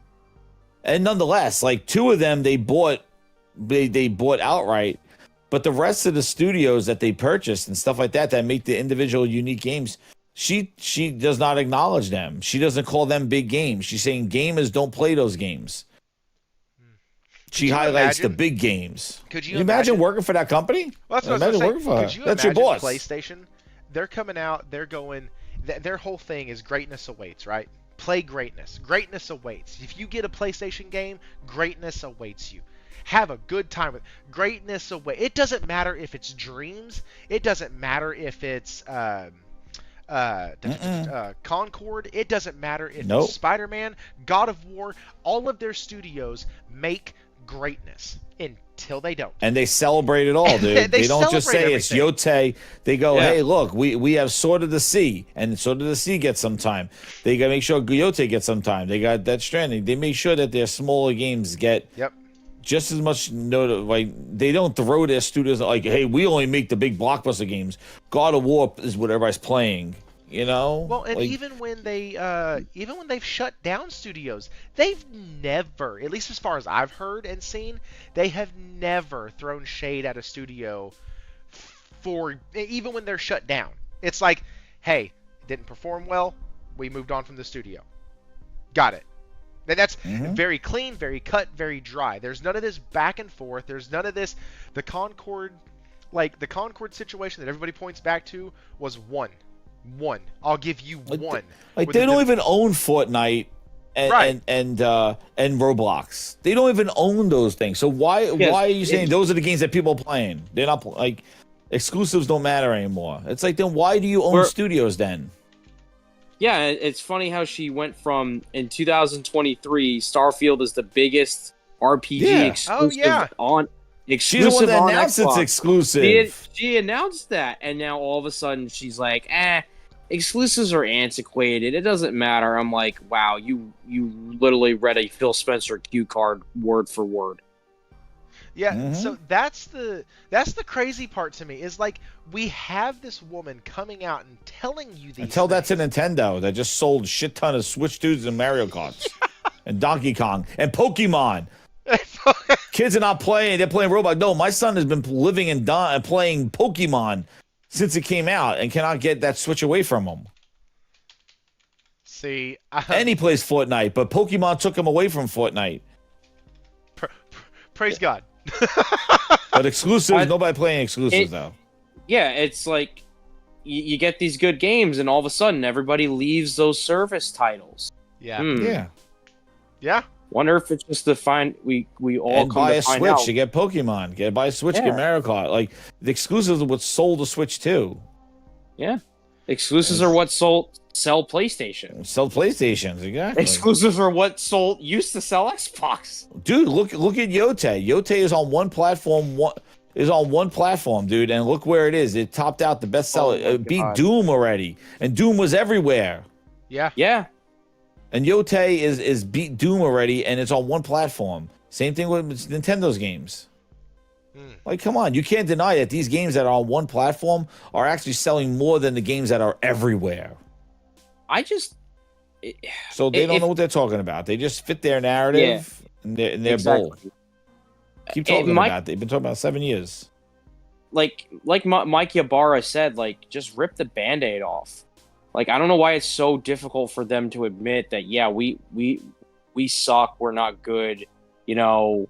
They just want to make up excuses. I've never seen a company in my life ever make up more excuses than Microsoft and the Xbox division. Never in my life. You make a good point. Like, I'll get sorry, Arthur. Sorry, Josh said that he said Jez, that is in 2 days. 2 days of Yote reporting is what he means. So in 2 days, it did all of that because that's what Mass Piscatella said. He said this is only going to the 4th. Or it's only getting it 4 days or 3 days or something like that. So that was basically like pre-orders, basically. And that was just wow. Oh like that's really cool. And once again, I understand the pushback of these companies are doing the best they can. They're guessing, they're blah blah blah.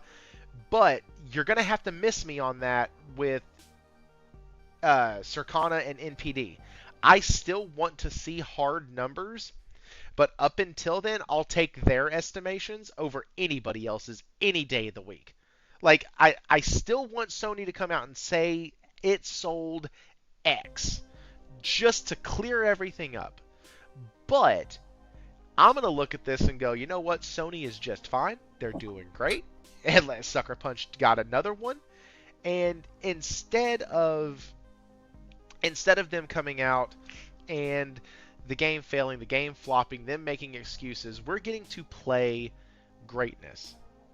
And you know what, Josh? I don't care that Greatness Awaits is the one for the PS4. Leave me alone. Play still has no limits. I like that too. Kiss my rear end, okay? Okay? Okay? That's for you. That's... Golly. I love that Josh has such a wealth of knowledge. I just like giving him shit sometimes. So, speaking of giving shit. One other thing to add. You know what the funny thing is that she says that they're playing all those games, and what's crazy is that they all playing those games, but they're not playing them on their devices.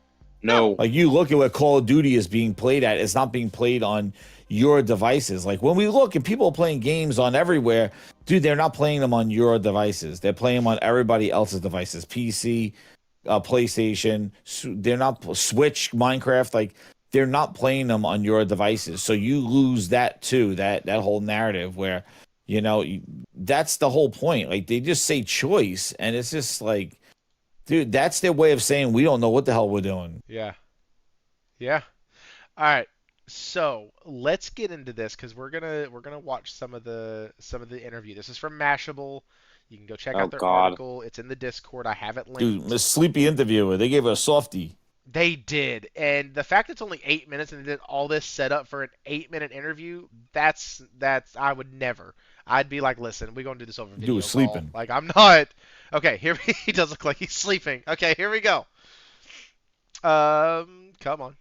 So we're obviously here to talk about an exciting new device. Tell us what this is. I know people have been waiting years for this one. Yeah.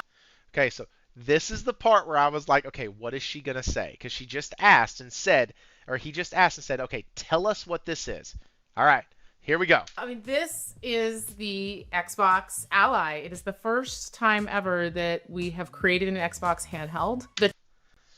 It is the Xbox Ally. It is the first time ever that we have created a handheld.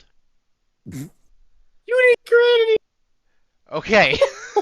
I know. I couldn't even get 3 minutes. See, Thrifty, you do this again. I'm getting so deep in this. So first, like 3 minutes in, I'm ready. Like, stop the hold the presses. So first, it's a Asus ROG Ally X. Second, or I'm sorry, it's an Asus Xbox ROG Ally X. There we go. Second, y'all didn't create this shit. Y'all took an Asus, y'all put your stank ass controller on it, copying the PlayStation. Thank you, King Thrash, for making that clear and evident in his latest video discussing this. You copied the PlayStation Portal. Good job. It's a great design. Makes sense to copy it.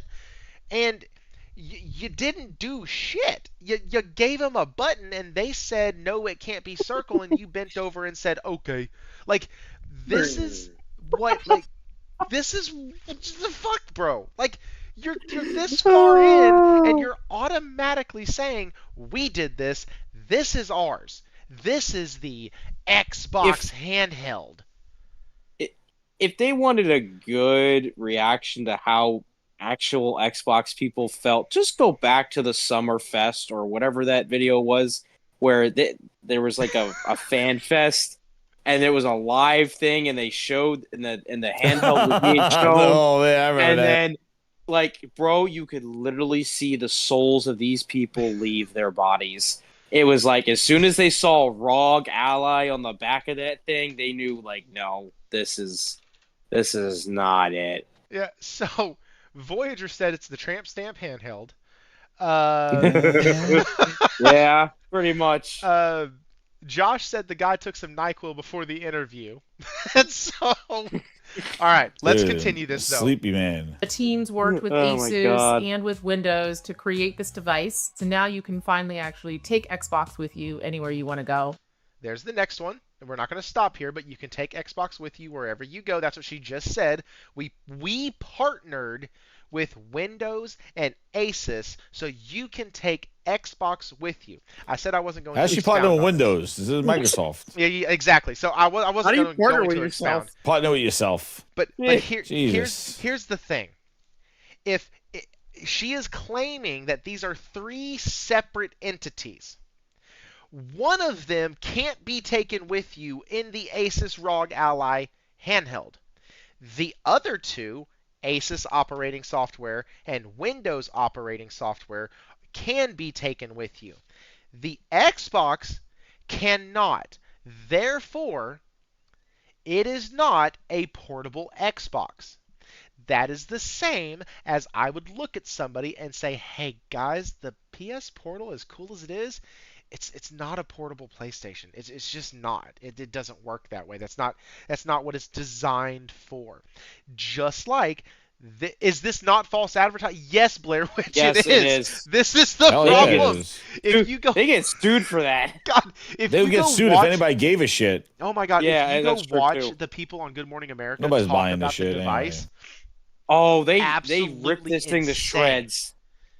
Well, Yeah. and they The Xbox is the introduced it- worst part of it. They introduced it as an Xbox, and I'm like, guys, y'all gotta stop two things. Y'all gotta stop letting idiots who have no idea what tech is review tech. Stop it. Like, That's the please truth. quit. Because you have these morons, and I would include myself in that category, who do not know the tech space like that, who have no reason reviewing a piece of tech. You think 35-year-old mother of two who does the morning talk show what to buy portion on Good Morning America knows all about these items? Hell no. Hell no. No. I want somebody, oh God, before he went nuts and had all his family issues and like became like an Xbox and PlayStation like hater of everything and went really right wing and like went really nuts. Review Tech USA used to do these Jesus. really cool reviews, and he was pretty honest in them. And then he got too big, and then he got access. It's just bullshit.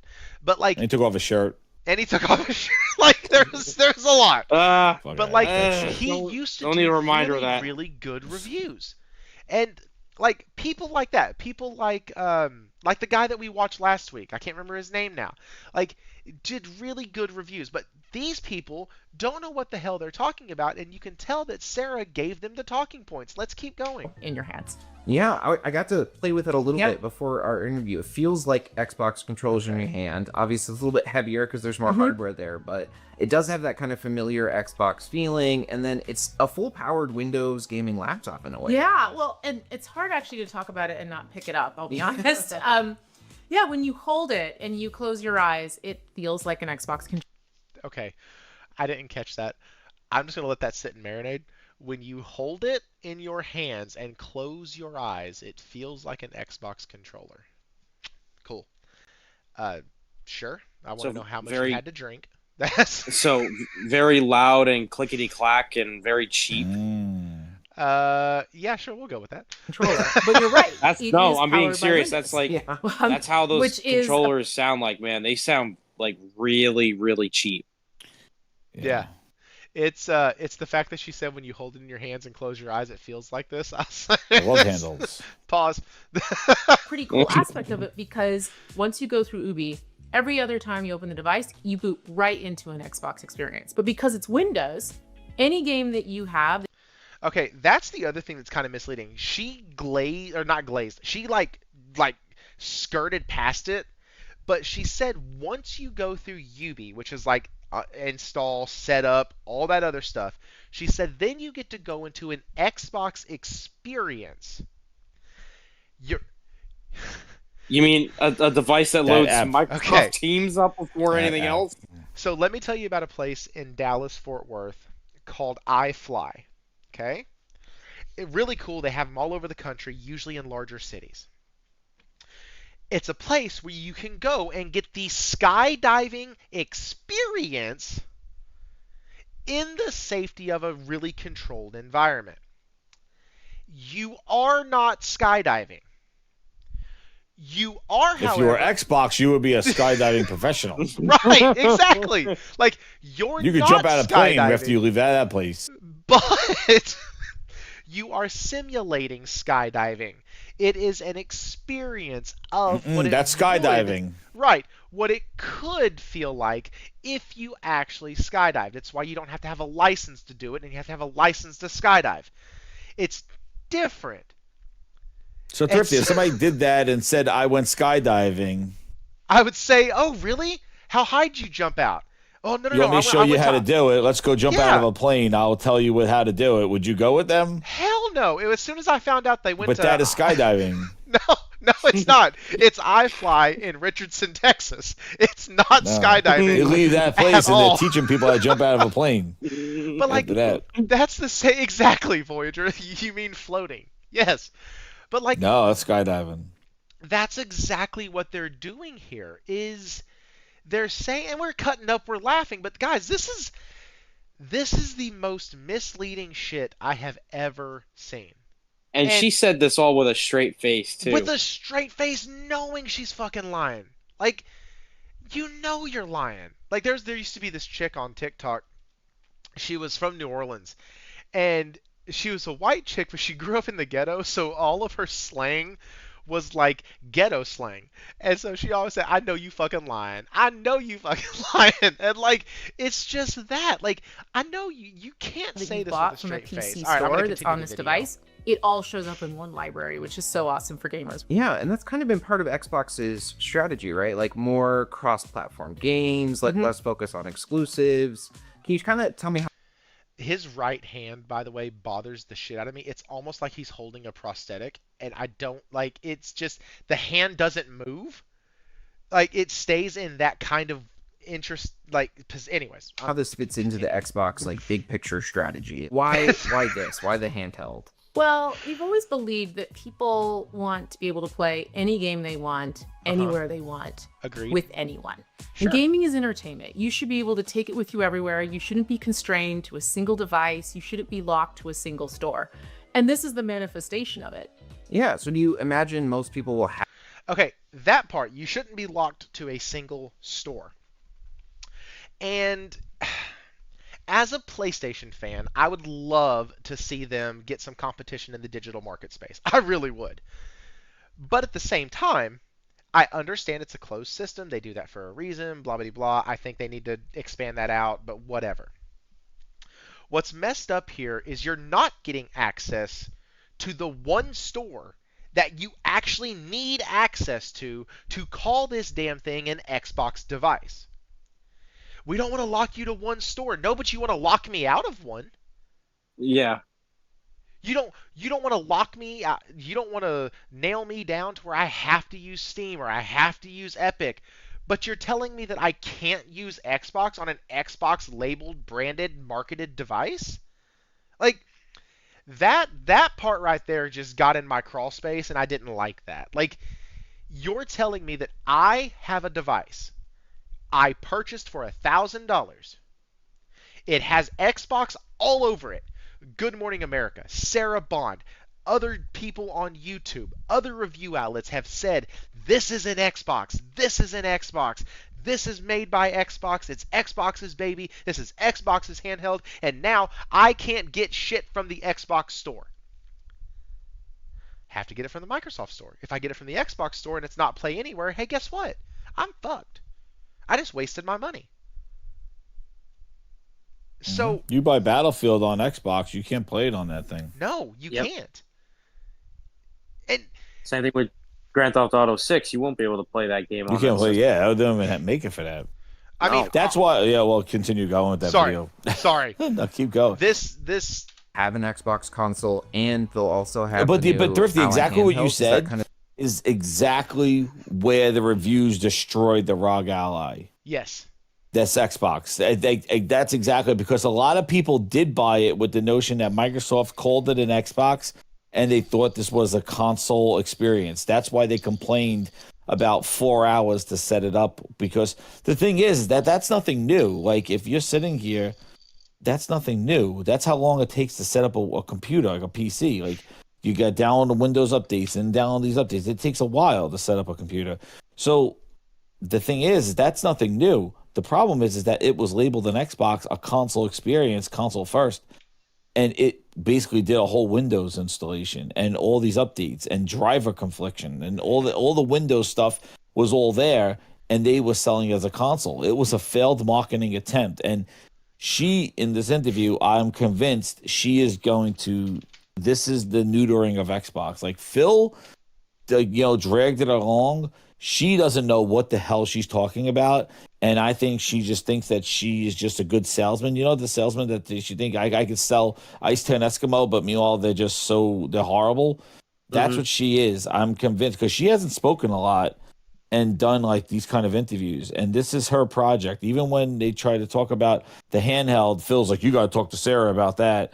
This is her thing. And she's failing. She is like, she's going to destroy this because she doesn't know what the hell she's talking about. She don't know Xbox, accessories. She don't know games. She don't know anything. Even when she talks about the thing, it sounds like she's talking about like you press this button and it's like, whoa, like you sound like they put you on this job and you have no clue what you're talking about. Yeah. Anyway. I'm gonna go. I have fully Keep agree, going. and it does seem like she's dumb here. Yeah, she don't know. And here's the problem, guys. There are two options with this, and it's the same two options that have been there for Phil Spencer. Same for her. She is either the most evil mastermind genius you've ever met, and this is all part of some great big scheme, and we're all just too stupid to know it, or she's absolutely she thinks games dumb. are stupid. Like this is like those are no, but she thinks that if they two. keep she hasn't been around long enough to know that they did all this already, and if you just keep repeating it, it doesn't make it true. It's chaos. It is just insanity. Like how many times it's choice and talking about choice and it's not choice. Like you have, like the guy asked, you have a business plan. What is the reasoning for this existence? And she's like, it's choice. And it's like, really? You spent this money, you spent this time, your job is to just come out with something and go, well, it's an option. Who the hell invests time and money in something where it's like, you really don't need it, but that's my job every day. is to make something that you really don't need. It's an option. No, you want to make something and go, this is the thing you want to buy. Screw everything else. We're the best. You want to buy my stuff. You never spend all your time and go, well, it's just an option. It's an option. Yo, it's a failed product. Like you would never succeed in that because you're not telling people why they need it. You know, and even when that thing's sitting there, you're talking about everything else that could play the same stuff and more things. Like you basically, it's just an option sitting on the table. It's like nobody's choosing you. They never have. They never will, because you don't make it about the games to gamers. Instead, you just keep whining and dining them and selling them, free stuff. Like you saw how many of those ROG allies were handed out, like to all those people, like Dusty Bin. I didn't buy this, but look, this is the future. It's like, really? But you ran out there like goddamn Shaggy to buy a PlayStation 5 Pro. Nobody sent you one. You went out and bought that with your own money. So that tells me you value the PlayStation more than you value anything coming from Xbox, because you ran out of there so fast the cookies burned to go buy a PlayStation 5 Pro because Xbox increased the price. You already had an Xbox. What the fuck? Why did you go run out and go buy a PlayStation? You had an Xbox. They increased the price. Who cares? But Dusty Bin went out and bought a PlayStation 5 because they may increase the price of it. Why do you care? Why do you care? Just gone. Xbox increases, dude. Xbox increases the price of the Xbox console, and Shaggy and Dusty, who are Xbox guys, run out and buy a PlayStation because they think that Sony's going to increase their price. Why? Why? Why do you even care what Sony does? And they never did until 3 months later, and they looked a fool. But then he didn't pre-order this thing. He got it for free, and then he caps for it and holds it up to the screen. Danny Pena, that guy, talking about the future of Xbox. Thank you. They sent him the booster one. He's like, I need 2 weeks to play it. Dude, you're going to need 1 day. And you're not going to be honest about it. You're not going to talk about the shit setup that it is. You're not going to talk about the performance because you've never seen a PC game in your life.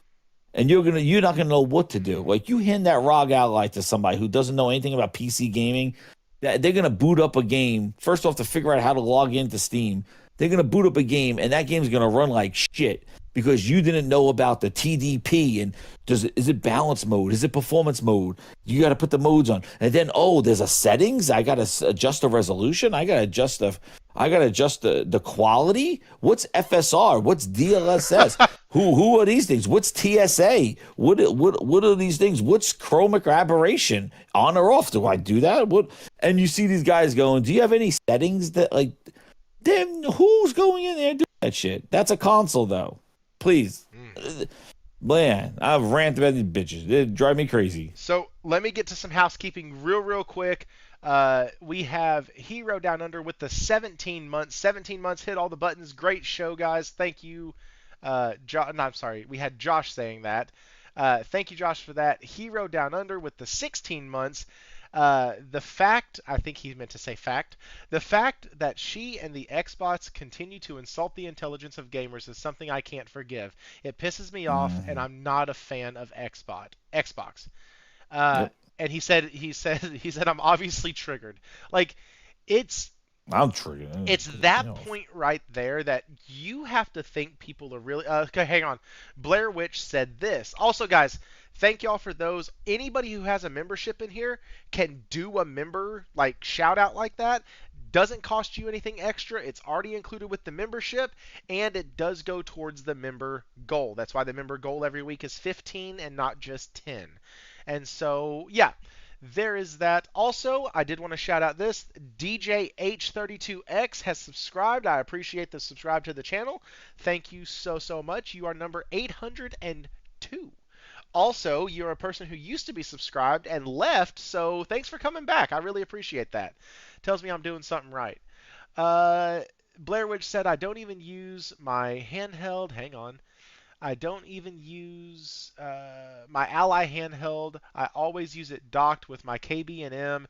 At that price point for the Xbox Ally, might as well just buy an actual PC so you can continue to upgrade it. Abso-freaking-lutely. And oh my goodness, we have 2 members into the playground. CosmicHero 270 and El Nini have picked up their own memberships. That's That's huge, guys. Thank y'all so much. Cosmic, thank you. I appreciate that. Let me put this up to 4. And, I know.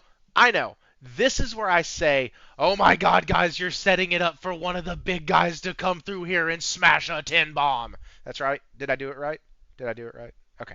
Anyways, let's continue with the interview. The big picture vision. You know, I think that we'll see a whole range of people using it. For some folks, this will be the device they want to game on. They want to take their games with them anywhere. They're a PC enthusiast. They want to be able to access all of their stores in one place. Because holy shit, who's the device for? Oh my god, fucking hell. Listen to this. You can also play the enthusiasts. They be the device. I think that we'll see a whole range of people using it. For some folks, this will be the device they want to game on. They want to take their games with them anywhere. They're a PC enthusiast. They want to be able to access all of their stores in one place, because you can also plug it into the TV and project to the TV as well. And then there's going to be other people we know that are console users where this is a great add-on to your console experience. One of the horseshit. She said yes and a true statement, and then she said horseshit. There is not a single console owner that I can think of, and I have people who I know who are in the Xbox little like bubble. They love their Series S, they love their Series X. It's the greatest thing since sliced bread. Game Pass is amazing. I talked to a buddy of mine who has Game Pass. Is like, man, I guess I got to pay $30 a month now. Like, and I just want to wring his neck and go, no, you don't. I swear to God, you don't. I promise you don't. You don't have to pay $30 a month. You could tell him to F off. Like.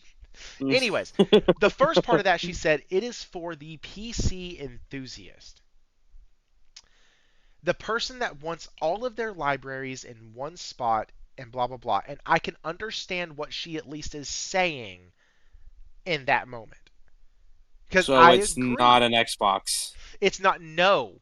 It's because then the next thing she says is the lie, where she goes, people on Xbox, there's Xbox owners, there's console owners who will want this as an addition to take their Xbox games with them. The problem is, and will always be with this type of device, is you're not actually taking your games with you. So that was the one truth and the one lie. She's doing a great cool things job we at did this right for now. console users in here is in the UI. If you have a game that you started on the console and then you stopped in that game and you grabbed your ally and you're somewhere out in the world walking around, it actually knows right where you left off and you can go right back in and play that game. And if it's installed on the device, you're playing it natively. But if for some reason it's not on a device, you can actually play it over the cloud. It knows right where you were. That is really cool. Yeah. One of the coolest features I've seen so far is the kind of co-pilot integration. Yeah. So one of the cool things is you can actually press the button and ask the AI questions. Where does AI fit into gaming? Is that the vision that everyone has their own like built-in AI assistant as they're playing games from now on? Well, we just believe that anyone should be able to jump in and play a game, and we should make it easy and accessible, and it should be in flow state with you. So yeah, the way it works is you like long press this button. You could be in the middle of a game. You can ask it, hey, can you tell me how I actually use the ABXY, or what do I do now, or which way do I turn and what happens, and it will help you out. And so it really opens up more games for more people. Like there's some games that are super intimidating, like so many people were intimidated by Elden Ring, right? Right. That's a great one. So people will be more likely to try more games, and people stay in games longer. So the team worked really hard to integrate it into the full experience for you versus having to go out, go ask something else. Here it is in flow state. It understands your context, it understands what you want to do, and it can help you. I'm lost. Where do I go from here? You're right at the Horizon Festival site in Mexico, so pretty much a prime starting spot. Just follow the road out of the festival area and you can explore anywhere you want to go from there. Yeah, I assumed it would be watching your screen, and that's how it would know, but it seems like it's also reading other data, like it knows what game you're in, or it knows kind of like what you have in the background, what tool. All right, so basically what this says about the AI integration, and I will gladly pass over any thoughts on this to Cosmic or Jez, because I'm not the AI techie dude.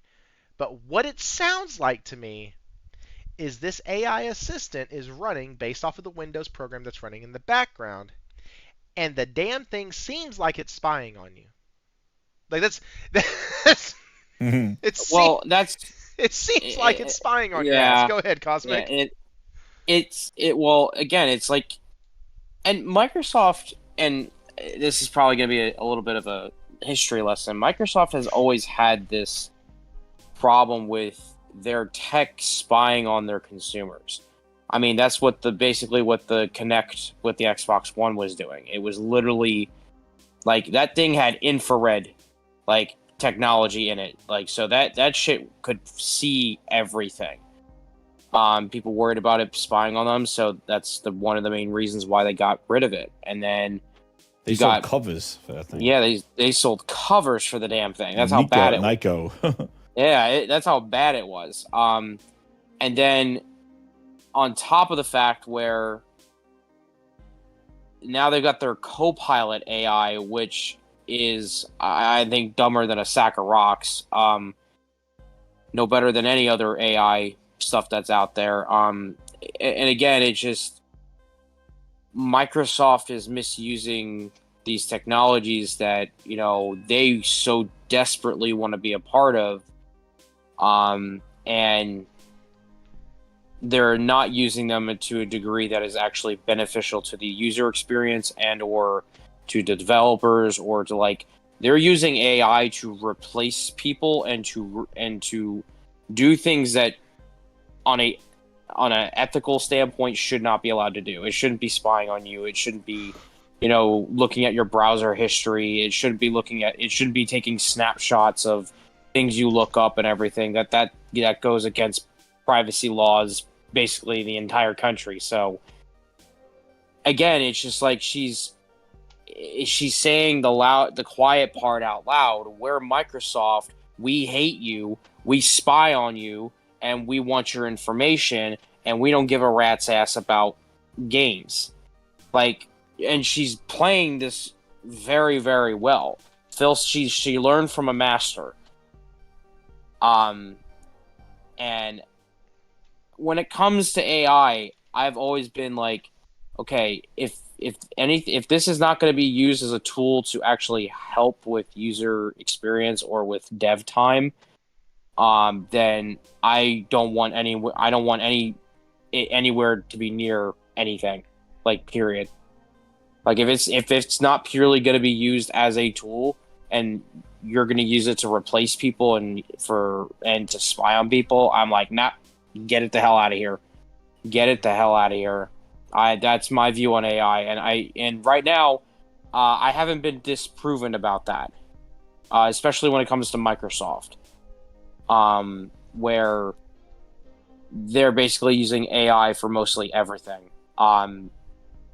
Little tidbit about an article that I sent you, Thrifty, about how the next Halo games from Halo Studios use heavy amounts of AI, and I mean a shit ton. So when Master Chief, when his helmet's on his rear end and his legs are on his head, you'll know why. So again, it's just she's playing this role really well. You know, it's almost as like you can tell she knows she's lying, but she has to keep a straight face in order to not get fired. Oh, that's exactly what it is. Like, and that's the point that I'm making right now, is that's exactly what's going on. Is she is literally having to talk and mention certain things. Like in the opening, she called it an Xbox, she called it this, called it that, but then said we've partnered with ROG and with Asus and blah blah blah. Like, she's having to say certain things to make it to where you can go. It's the same type of people who do the thing where they're like, oh, that game's gonna suck, that game's gonna be ass, but then they also leave themselves the opening that says, but I mean, there's a chance that it's gonna be great. Like, you're doing that thing, like, and so Yeah. that's she's leaving everything open and trying to cover all of her bases. But let's continue real quick, because there's something that I want to get to, and it is, where is it?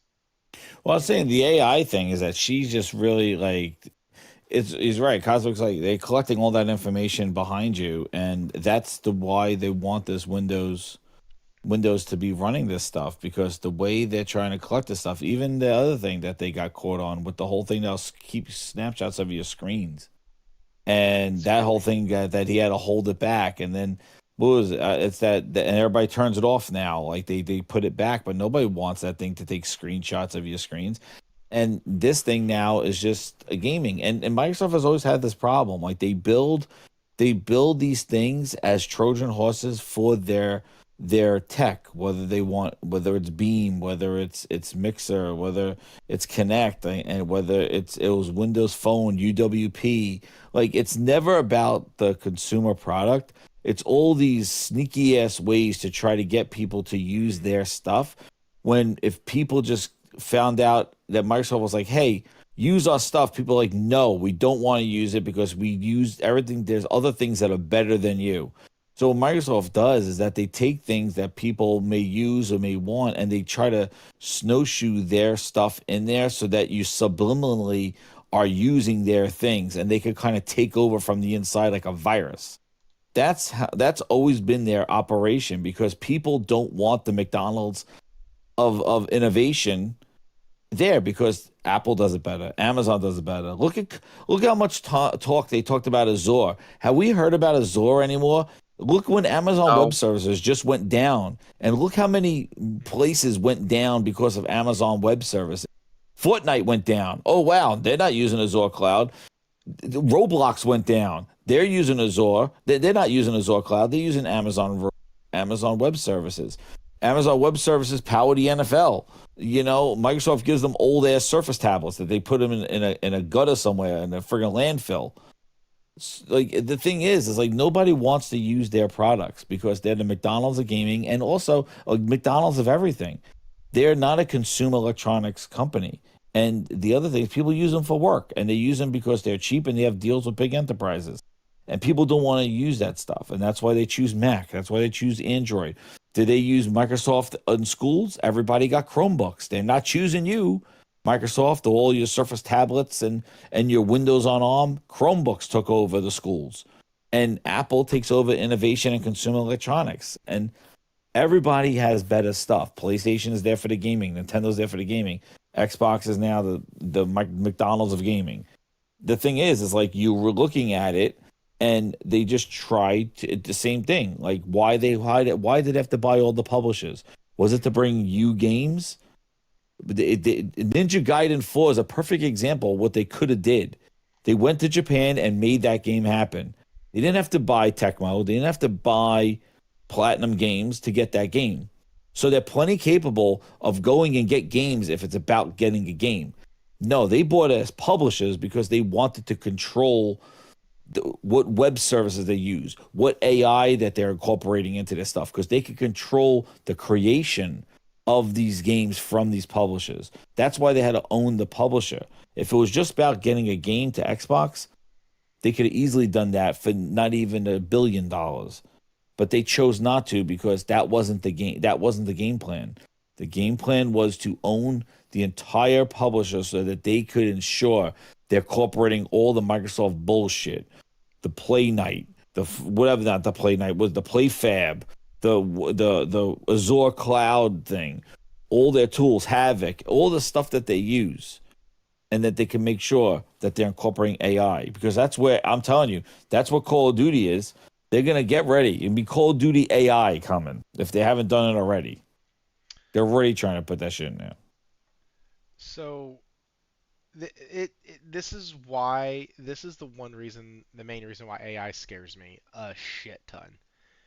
Because you can put these things in there, run them in the background of whatever, and they're just constantly gathering data, gathering analytics. That's all they're doing. And then some of that is harmless. Some of that is, oh, they watched this section of an ad over here for this long, and then they got off of it and went to something else or something, whatever. Some of it has actual real fucking data of yours attached to it. And so like those type of things, like how much does it see? What does it see? How is it looking? Is it looking directly at everything on the screen? Is it only while this app is running? Was it only on this app is running because you say so? Like, I don't trust that. I don't trust it at all. That's why I never had a PlayStation camera hooked up. I've never had, like, I just don't do that. Like, it's also weird that, like, my phone has a camera that can be accessed remotely by Apple if, like, it's just that type of shit bothers me.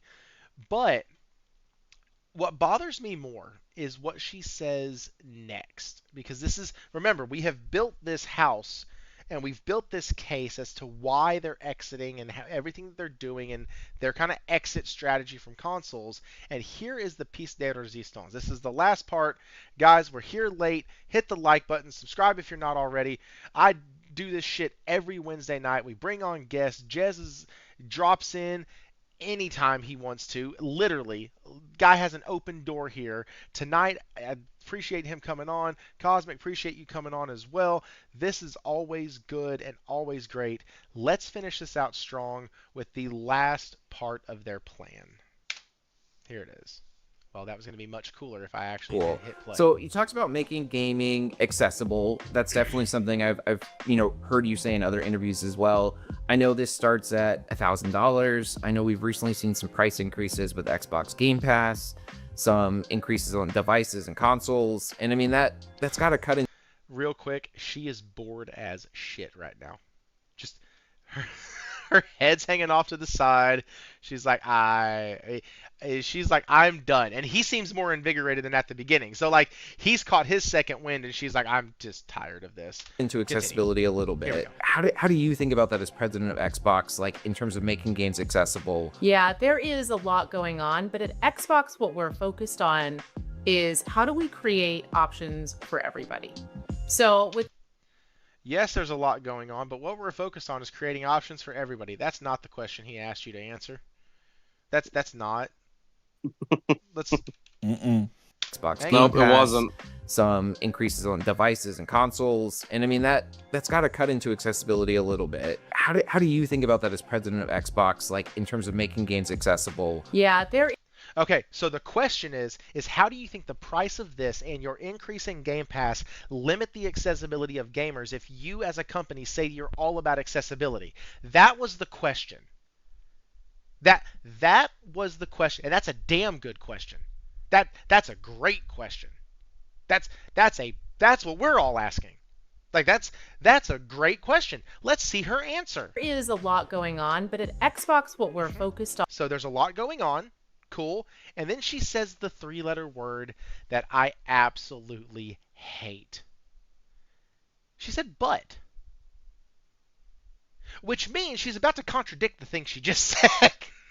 So, here we go. On is how do we create options for everybody? So with this device, we have two devices. We have the Ally X. It's for a premium experience for the most demanding player. It has all the latest innovation in it.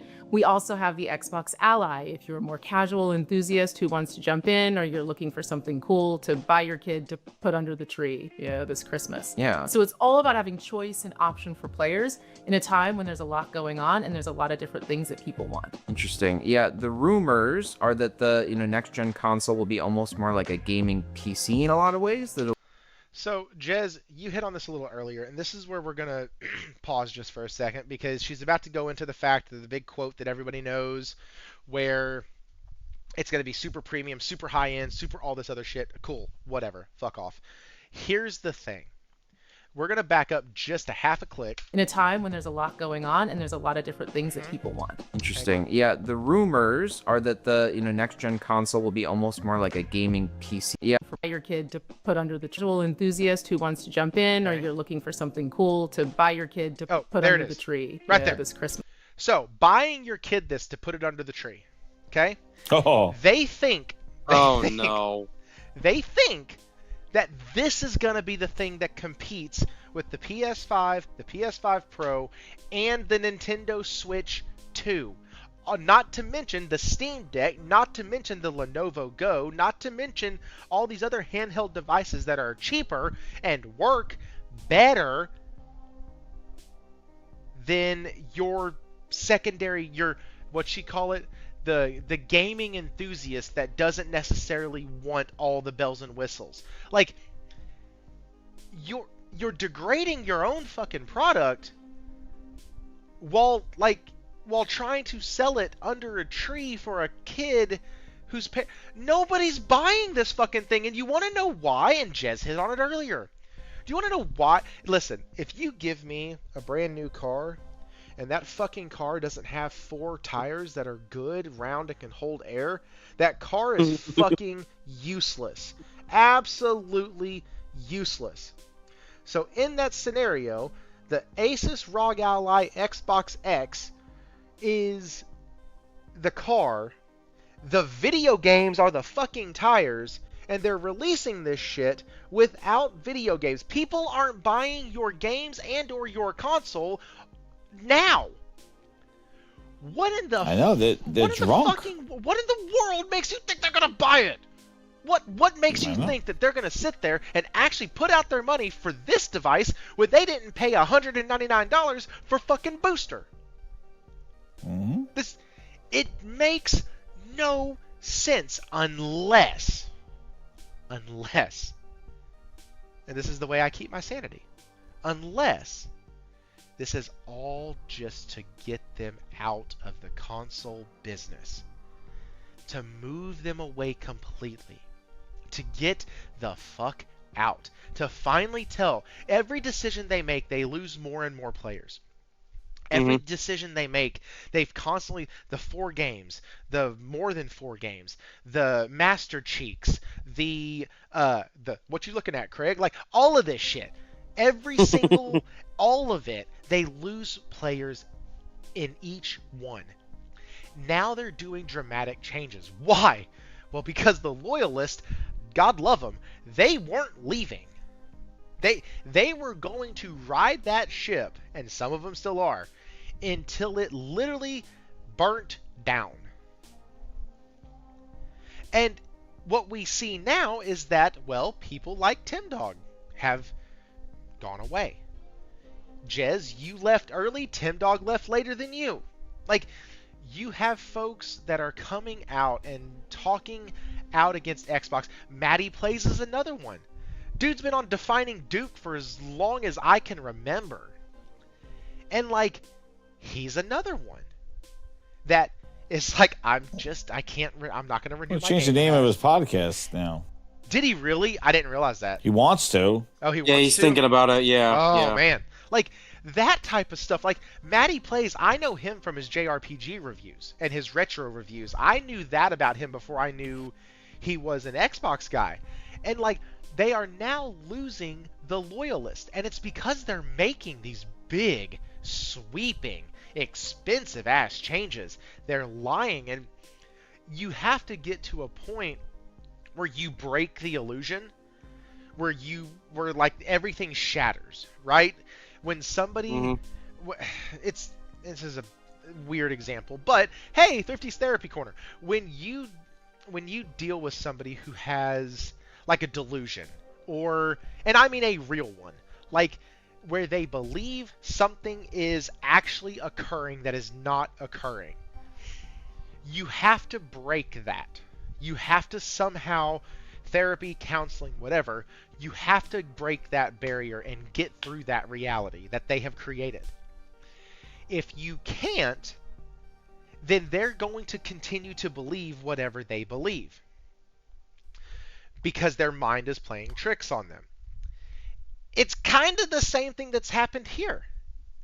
They have been defending them for so long. They have this Stockholm syndrome where they, for some reason, feel like they owe Xbox something. And maybe it's the trips, maybe it's the rooftop parties, maybe it's the tramp stamps, maybe it's the pancakes. I don't really know. Free stuff. It's the free stuff. But now they're like, okay, even I can't literally look at this and run from it anymore. Now you have a few who can. You got the Colt Eastwoods, you got the Boomsticks, you got those guys who can literally try to spin anything. They're doing a terrible job of it, but they can try to spin anything. And so it's just extremely, extremely irritating and aggravating when you see this. And that's the main reason why I think this is the final push to get them out of the console market. But it's Mhm. going to be because of the gamer not supporting them and not because of the things that they've done. Does that make sense? Like they're gonna wrap all of this around to where it's like, well, guys, y'all have spoken. Y'all like playing on other devices more than ours. You like playing in other ecosystems. Now that we have this in Game Pass, you can still take your games with you. We're gonna be adding more to cloud and blah blah blah. It's gonna be great, guys. But for now, we're gonna have to cancel the production of these consoles moving forward. Blah blah blah. Like, I can see that coming from a mile away. Mm-hmm. So it's almost as if it's a reverse 180, like where it's now they're acting as if they're pinning it on the consumer instead of it on them spending $100 billion, firing Hey guys, give me shit just a ton sec. of Y'all people. can keep talking. My son just woke up with a night terror. Give me just a sec. Keep talking, Cosmo. Oh, I'm sorry. But it almost feels like I said, they're trying to spin this back on the consumer and saying, well, I guess you guys didn't like Xbox. No, we liked Xbox. Yeah. We didn't like the decisions that you guys made. And now all of a sudden it's like, well, now they're going to try to find a way to weasel themselves out of this, and I don't think it's going to work the way they think it's going to. Because it's so bad where you now have like actual common consumers like who are not in the know like we are start to talk about like how Microsoft is being egregious with $30 a month with Game Pass, and raising the prices of the consoles and the game, and raising the price they almost raised the prices of their games. And then they saw how bad Nintendo got smacked across the face with $80 Mario Kart World, so they were like, yeah, we don't want that kind of same backlash, so we're gonna pull that back. I really doubt that they actually cared that people were complaining that $80 games from Xbox. But I think Thrifty has a point where they're trying to get out of this console hardware business as freaking fast as they possibly can be. Yeah, I agree. I think they are. Yeah. I mean, just like you said, like it like what you said is a good point in the sense that they are trying to make like we heard you, like you guys just didn't want Xbox anymore, and it's like they're gonna completely ignore the moves that they made to make people choose that way, and they're just gonna say, well, it's choice, and they're gonna make this go so much, and they're gonna be like, oh well, you chose this, you chose PC, we heard you. Yeah. Well, it's Microsoft that you gave so much choice that nobody chose you anymore. Yeah. No one. Classic term. We had the console. You didn't choose it. Yeah, classic term. We didn't take you to the dance. You gave us a choice, and we didn't take you. So it's like Microsoft. And this was a great point I think you brought up in your show on Monday, Jez, where it's like, how do you have confidence in Microsoft just in general? Like, if they're waffling this much about with Xbox, what would make me as an investor? I'm not actually an investor, but if I was, what would give me? What are you going to give me a reason to invest in your company when I can see you're completely and utterly floundering around? What are you going to give me? Xbox and everybody under the sun, from GameFly to GameStop, are making fun of you. Yeah, like I don't have confidence in just Microsoft in general. Nobody does. The developers don't do. That's why Windows Phone died, because they couldn't get developers to make apps for Windows, because they know that Microsoft will just pull the rug from out of them. Look at UWP. They sold that thing. People made apps for UWP. They canceled them all, and dudes were left there with apps that are not compatible anymore. Like, they do this all the time. They don't have they can't get developers because people don't want to use their stuff. They are just not confident. Nobody has confidence in using them. That's why they do that approach where they try to buy out as much stuff as possible. So eventually you will use their stuff just by default because they are everywhere.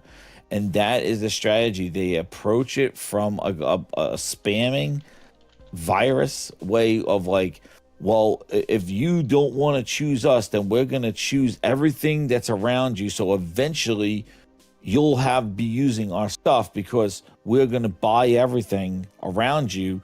And when you decide to do something, you will use our stuff reluctantly, unknowingly. But our stuff is there in the background. And that's their strategy, is just to kind of like smoke out, basically. And that's what they were doing with the gaming thing. Well, we're never going to be an Activision. We will never make a game on any of these levels that any of Nintendo and Sony are doing. So all we can do is just buy up this stuff and just smoke out the other publishers and just kind of be like, well, we got Roblox, we got Candy Crush, we got Candy Crush, we got Activision, we got Bethesda. We have this whole thing. So like eventually you will be using something from a Microsoft product. And that's what they approached it as. And now what we're seeing now, and what Tim was alluding to on Monday, was that basically what they did is they finally activated Phil Ness Order 66. They got everybody glazed on Game Pass. They got everybody glazed with buying the Activision and Blizzard, and now coming out with the games. And now when the games are finally rolling out from all their acquisitions after waiting since 2019, they're pulling the rug from everybody right now. They're going, well, we got you in the door. Welcome to the titty twister. Now we're going to be shutting the door. Dust till dawn, bitch. And here they come. We got you in. Oh, man. Flip it in there. There you go. Phil was outside for 4 years. We got smelly Xbox. We got hairy Xbox. We got black Xbox. We got white Xbox. We got stinky Xbox. If you don't want it, we don't have it. Only for a penny. We got Game Pass for only a penny. And that's it. He got you in there. Come on in. He's been talking about it. He's got stinky, smelly, and they get in there. You're in there. There you go. You went in. Shut the doors behind you. Here comes Phil Ness Vampire. There it is. They got you in. I mean, yeah. Only a penny. You could get Game Pass for only a penny. Hey, listen. There is an Xbox 360 at my local retro game store. It's $89. You do not know how bad I almost just picked that joker up today. But I have no time to play games right now, other than what I'm already playing, so I didn't. But $89 for an Xbox 360. They also have walls of, like, they have a wall of all the 360 games. So, like, if I wanted to, I could very easily just go play all the cool stuff that was on there that all of y'all always talk about and reference, and just be happy and just forget that the rest of Xbox even existed. Yeah, man. Well, before they stop supporting it to get Red Ring, because that's the thing. Windows 10, dude. I mean, look what they did. They promised Windows 10 was the one operating system that you'll never have to update again because it's a service. Windows 10's a service. Dude, they pulled the plug right old there. We're not doing any service updates. Forced everybody to Windows 11. Like, they do this all the time. That's why nobody wants to use them. And now they're doing it to gaming. And what they're doing, though, instead of they're making, like I said, they're doing the choices. A Happy Meal for $5 gets everything, or they go just the sandwich is $5. It's a choice. It's like, well, you're gonna be stupid to choose just a sandwich. Give me the whole meal for $5. Oh, but I gave you a choice, and then they stop selling the sandwich and go, well, you didn't pick the sandwich anymore. So we're just going to do this. We heard you. You don't want to play on console anymore. You're liking this PC hybrid and playing on PC. They've been telling us this. It's like, you charge $30 a month, and you can't find them anymore. You told us you didn't want to buy them. They're not in stores. Well, we heard you. And they're gonna. It is insanity. Like, they're gonna make people go crazy because it's like arguing with, like, they're gonna be like, oh no, we heard you. That's exactly what you wanted, and it's like, but you did it. We didn't do anything. It's a choice. Like, it's one of those crazy people. that you can't argue with. That's how Sarah's coming off too. Oh yeah. Very you know, much. and Thrifty, I can't believe you. I don't know if we got to the part yet of the thing where she said that it's an accessory for the console. Did we get to that part yet? Yes, we did. Yeah, we got to we that. already Yeah. talked about Yo, that. isn't that crazy? Yeah. And then that whole 8 minutes, she didn't even talk about the Xbox button. It took 30 people to put that button on there. She didn't even talk about it. It's 30 people. They had a whole sizzle reel about the It's- button, and meanwhile, she didn't even talk about the button. It's like one of those bad jokes, like, hey, how many people does it take to screw in a light bulb? Yeah. 30 people drawing up like, I want to put a button on here. And then meanwhile, Sarah Bond didn't even highlight what the button does. And that dopey sleepy interviewer was like, well, there's an Xbox button on this thing. What does it do? That makes it an Xbox. That's like the only thing that's on it that makes it, that has Xbox on it. Those love handles are not Xboxes. There's an Xbox button on it. Why nobody talking about the button? It launches Steam. Well, and here's the deal. Also, why is nobody talking? And I know that people memed on it a little bit, but let me pull something up real quick. PS5 Digital Edition. Let's just PS5 Digital Console. It is let's see, that's $549. Okay, I think. Hang on. Let me go over here to Best Buy real quick. Actually, I'm just going to do PlayStation Direct. That way I'm getting the exact price. It is $499 for the digital edition. Okay, $825. It's the newest one. Blah, blah, blah. Now, here, I'll just drop this over here just so people can see it. Here we go. I'll bring this up because this is what people are memeing on a little bit, but not many are actually like, sorry, that's the wrong slide. Not many are actually like keying in on this, but with the price increase, Xbox Series X. Let's see. GameStop has them. Let's go to GameStop. Let's see what they got it for. Xbox Series X. Here. Now, mind you, this is 1 terabyte. It's black. It's $649.99. So, I'm going to put this right over here. Okay, I'm not making these numbers up. I'm not fudging anything. This is what it is. Let me go ahead and clear out the member goal so y'all can actually see it. Look at this right here. $649 gets you a Series X with 1 terabyte SSD, 120 frames per second, 4K gaming. Cool. Then, or you can get a digital PS5 for $499. Now, I can't remember if this one has the disk drive. I know it has the slot, but I thought that they took the disk drive away, and nope, it still has a disk. No, there's a white one that's all digital. That's the white one. Xbox has a white one that's all digital. So this There's a one Series right here, X that's white. So let's go over here. And there's stripper glitter. $549. So for $100 less, you can get a 1 terabyte PS5. For $100 more, you can get a Series X. Guess what? The Series X games are coming over to PlayStation. A lot of them. Guess what you can't play on an Xbox? PlayStation exclusives. So, Easy Money tells you, if you want the best deal in gaming with the most access to the most games on a console, I had to say that because Steam guys are going to come out of the woodwork and beat me over the head. On a console, you gotta go with the PlayStation. It's $100 cheaper. It has access to PlayStation exclusives. It has access to what used to be Microsoft exclusives. And it has access to all the multi-platform games. Also, they're bringing over a hell of a lot of the Steam indies that have been on Steam only for a long, long time. This is the part that solidifies it for me. Because if they say after everything, hey, the next console is going to be even more expensive, it's going to be premium, it's going to be amazing, it's going to be put out in glitter with leather all over it, and the leather's going to have this supple feel to it, so when you rub your hand along it, it's just going to, like, they're going to do whatever they have to for marketing on this thing. They're going to try their best to make it seem like the most premium thing, and they're going to slap $1,100 on the fucking price. And nobody's going to touch it. And unless they're getting it given to them or gifted to them, I do not see anybody buying this on their own accord with their own money. Like, I Oh just no, don't. no. And so this is, guys, this is the final step. This has been the final step. Josh mentioned it that he thinks that by the end of the year that they would. No, that was me. I'm sorry. Josh and I've talked about this outside of the channel a little bit, but I think, or I thought that they were going to announce at the end of before the end of this year that they were done with the Series X and S consoles.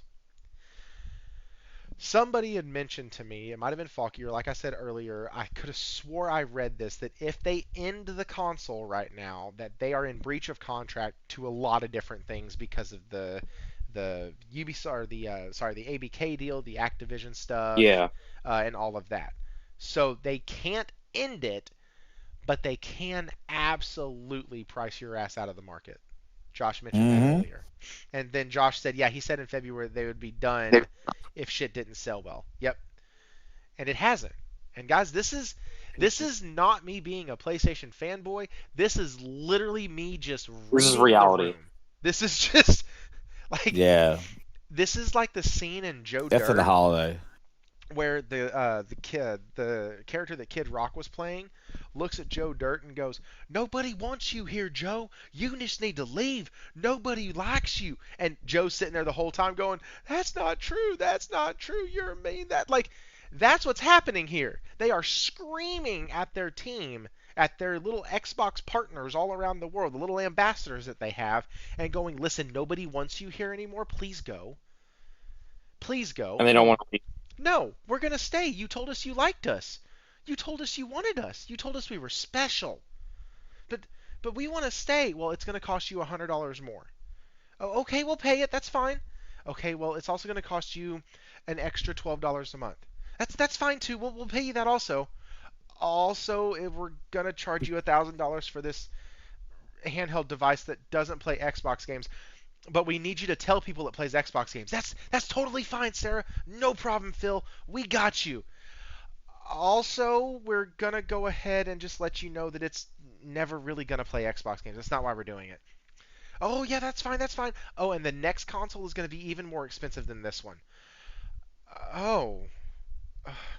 Okay. And at some point, at some point, you have to believe. You gotta lay the truth out. Right. At some point, you just have to read the damn room and go, all right, wait a minute.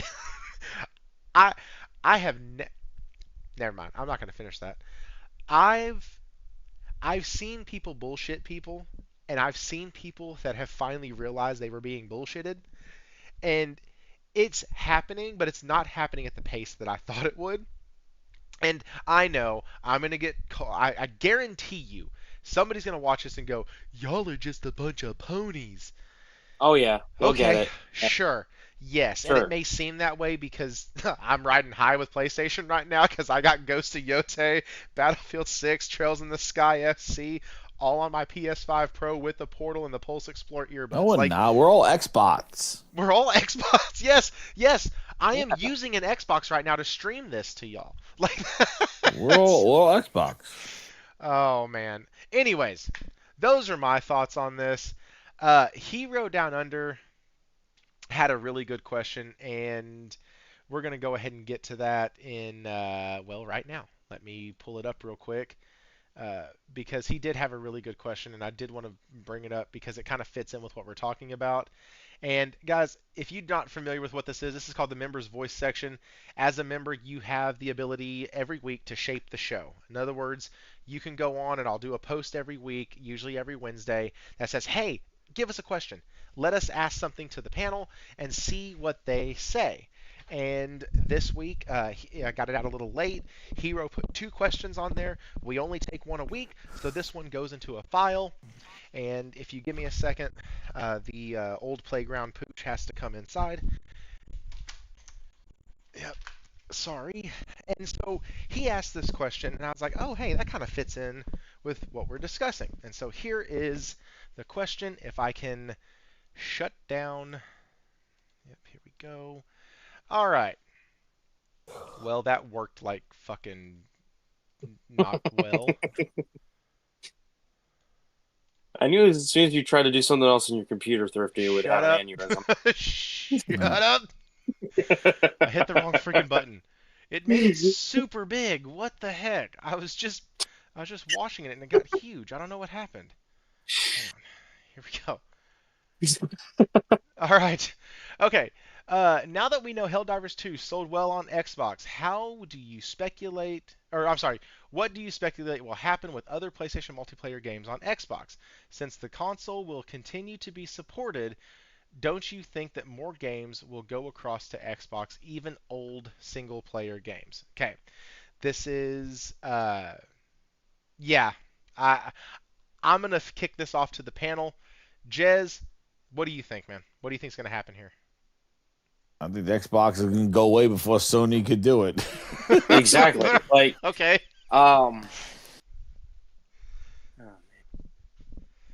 Yeah. Like, I think it was really driven by the.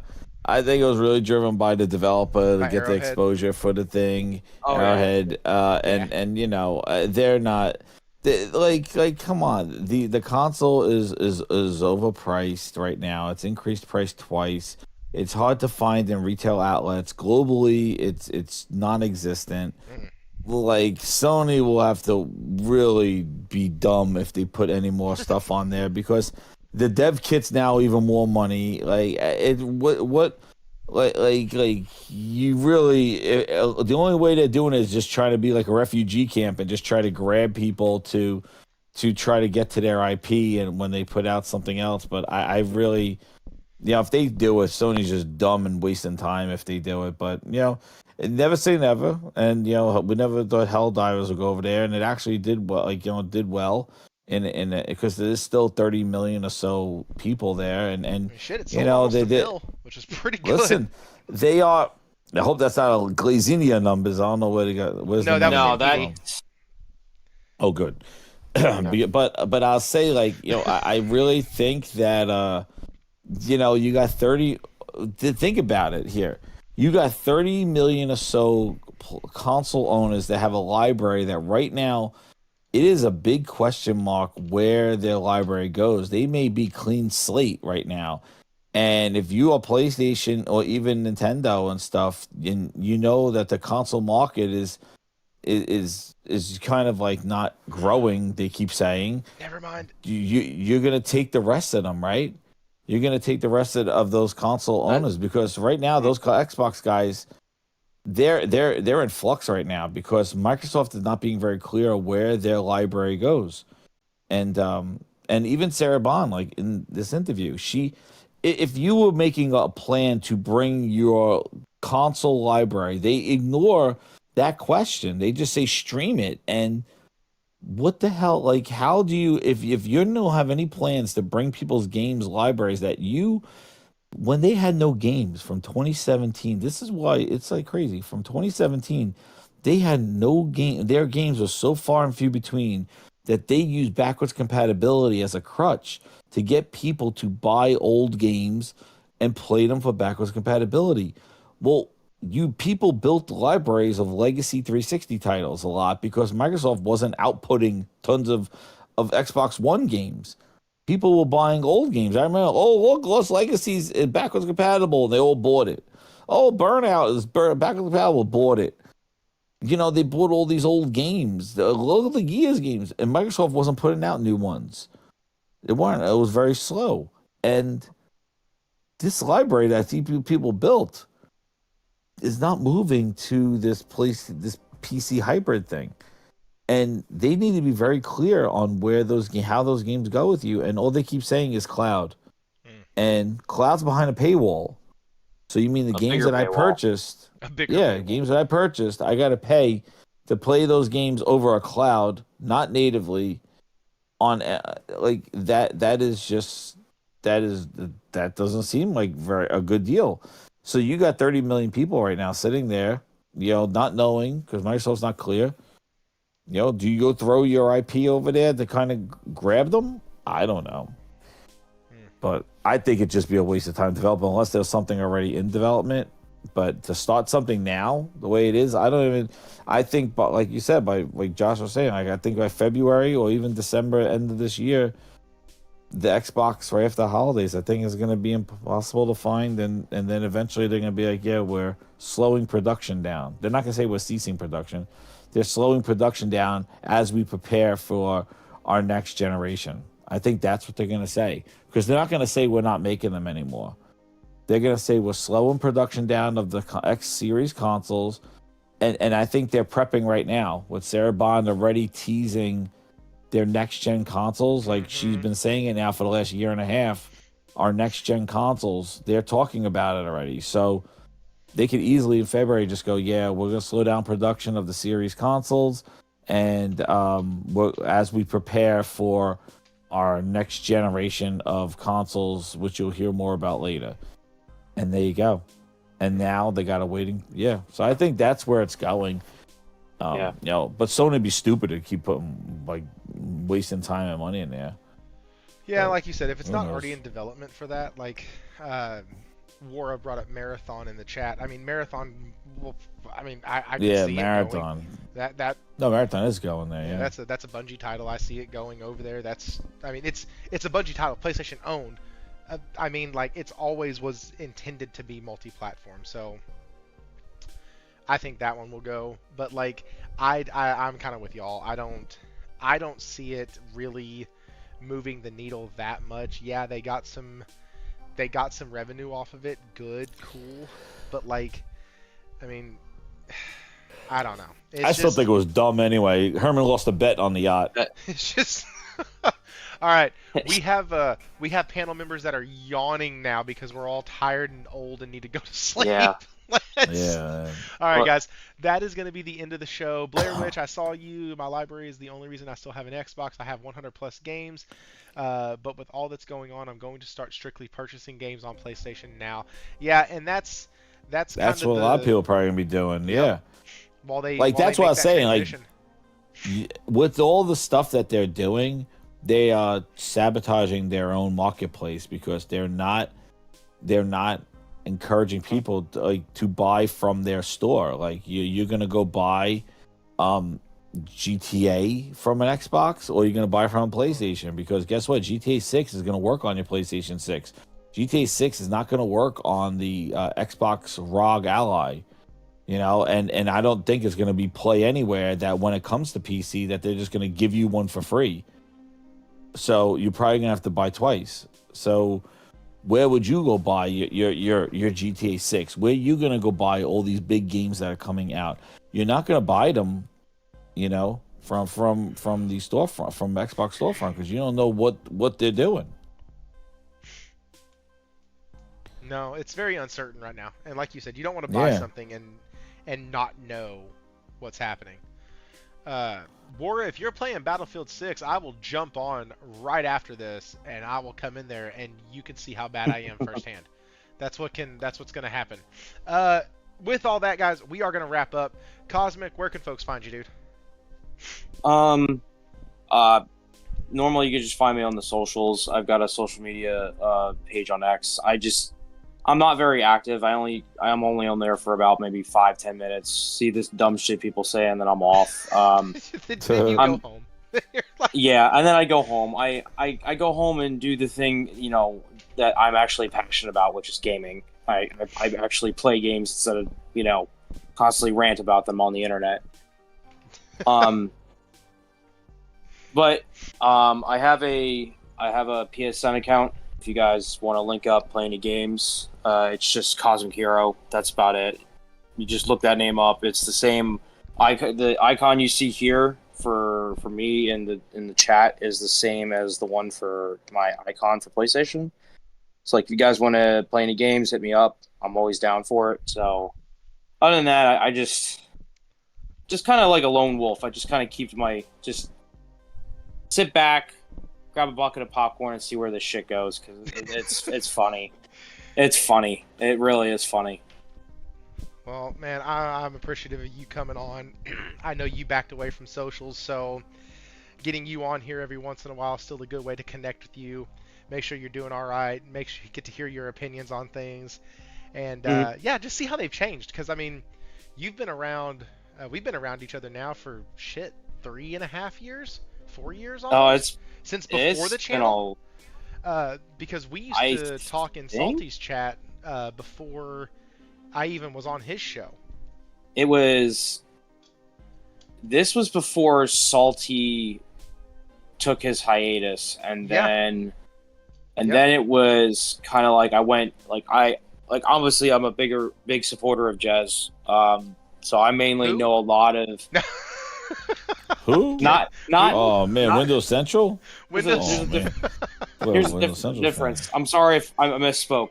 Not Les Corden, Les. Jez Big L. Jez gaming. Even gaming ran through him under Grindhouse. the bus. Oh my god, that was He's hilarious. like, I'm like, when he said he hates Nintendo, I'm like, what? He hates Nintendo? So Jez, Jesus. where can folks find you, man? You can find me at the Gaming Grindhouse Monday nights, and I just did a show earlier today at the Gaming Grindhouse, Jez7780 on YouTube and on X. And if we've learned anything from Jez, the one song that plays on repeat in my head more than any other is "It's All on Game Pass." Oh, the OG. That song, I'm telling you, that song right there, it'd go platinum. Let's I'm go telling you. double platinum. All right, guys. Thank y'all so much. Thank you to the 2 new subscribers who joined during the show. Appreciate that. Thank you for the 2 members who joined and the other 2 members who celebrated their time on the channel. Really appreciative of all those. Saw some faces in here I haven't seen in a while, so I really enjoy that. And with all of that being said, guys, I hope y'all are enjoying the new content. Take a chance, watch some of those, or take some time, watch some of those videos. They're short little videos just over different topics. And guys, we will see y'all next week. Next week we have Lunchy, Sky, and Falky. Falky couldn't make it tonight, so he transferred to next week. And so we got Lunchy, Sky, and we got Falky on next week. And yeah, it's going to be a great one.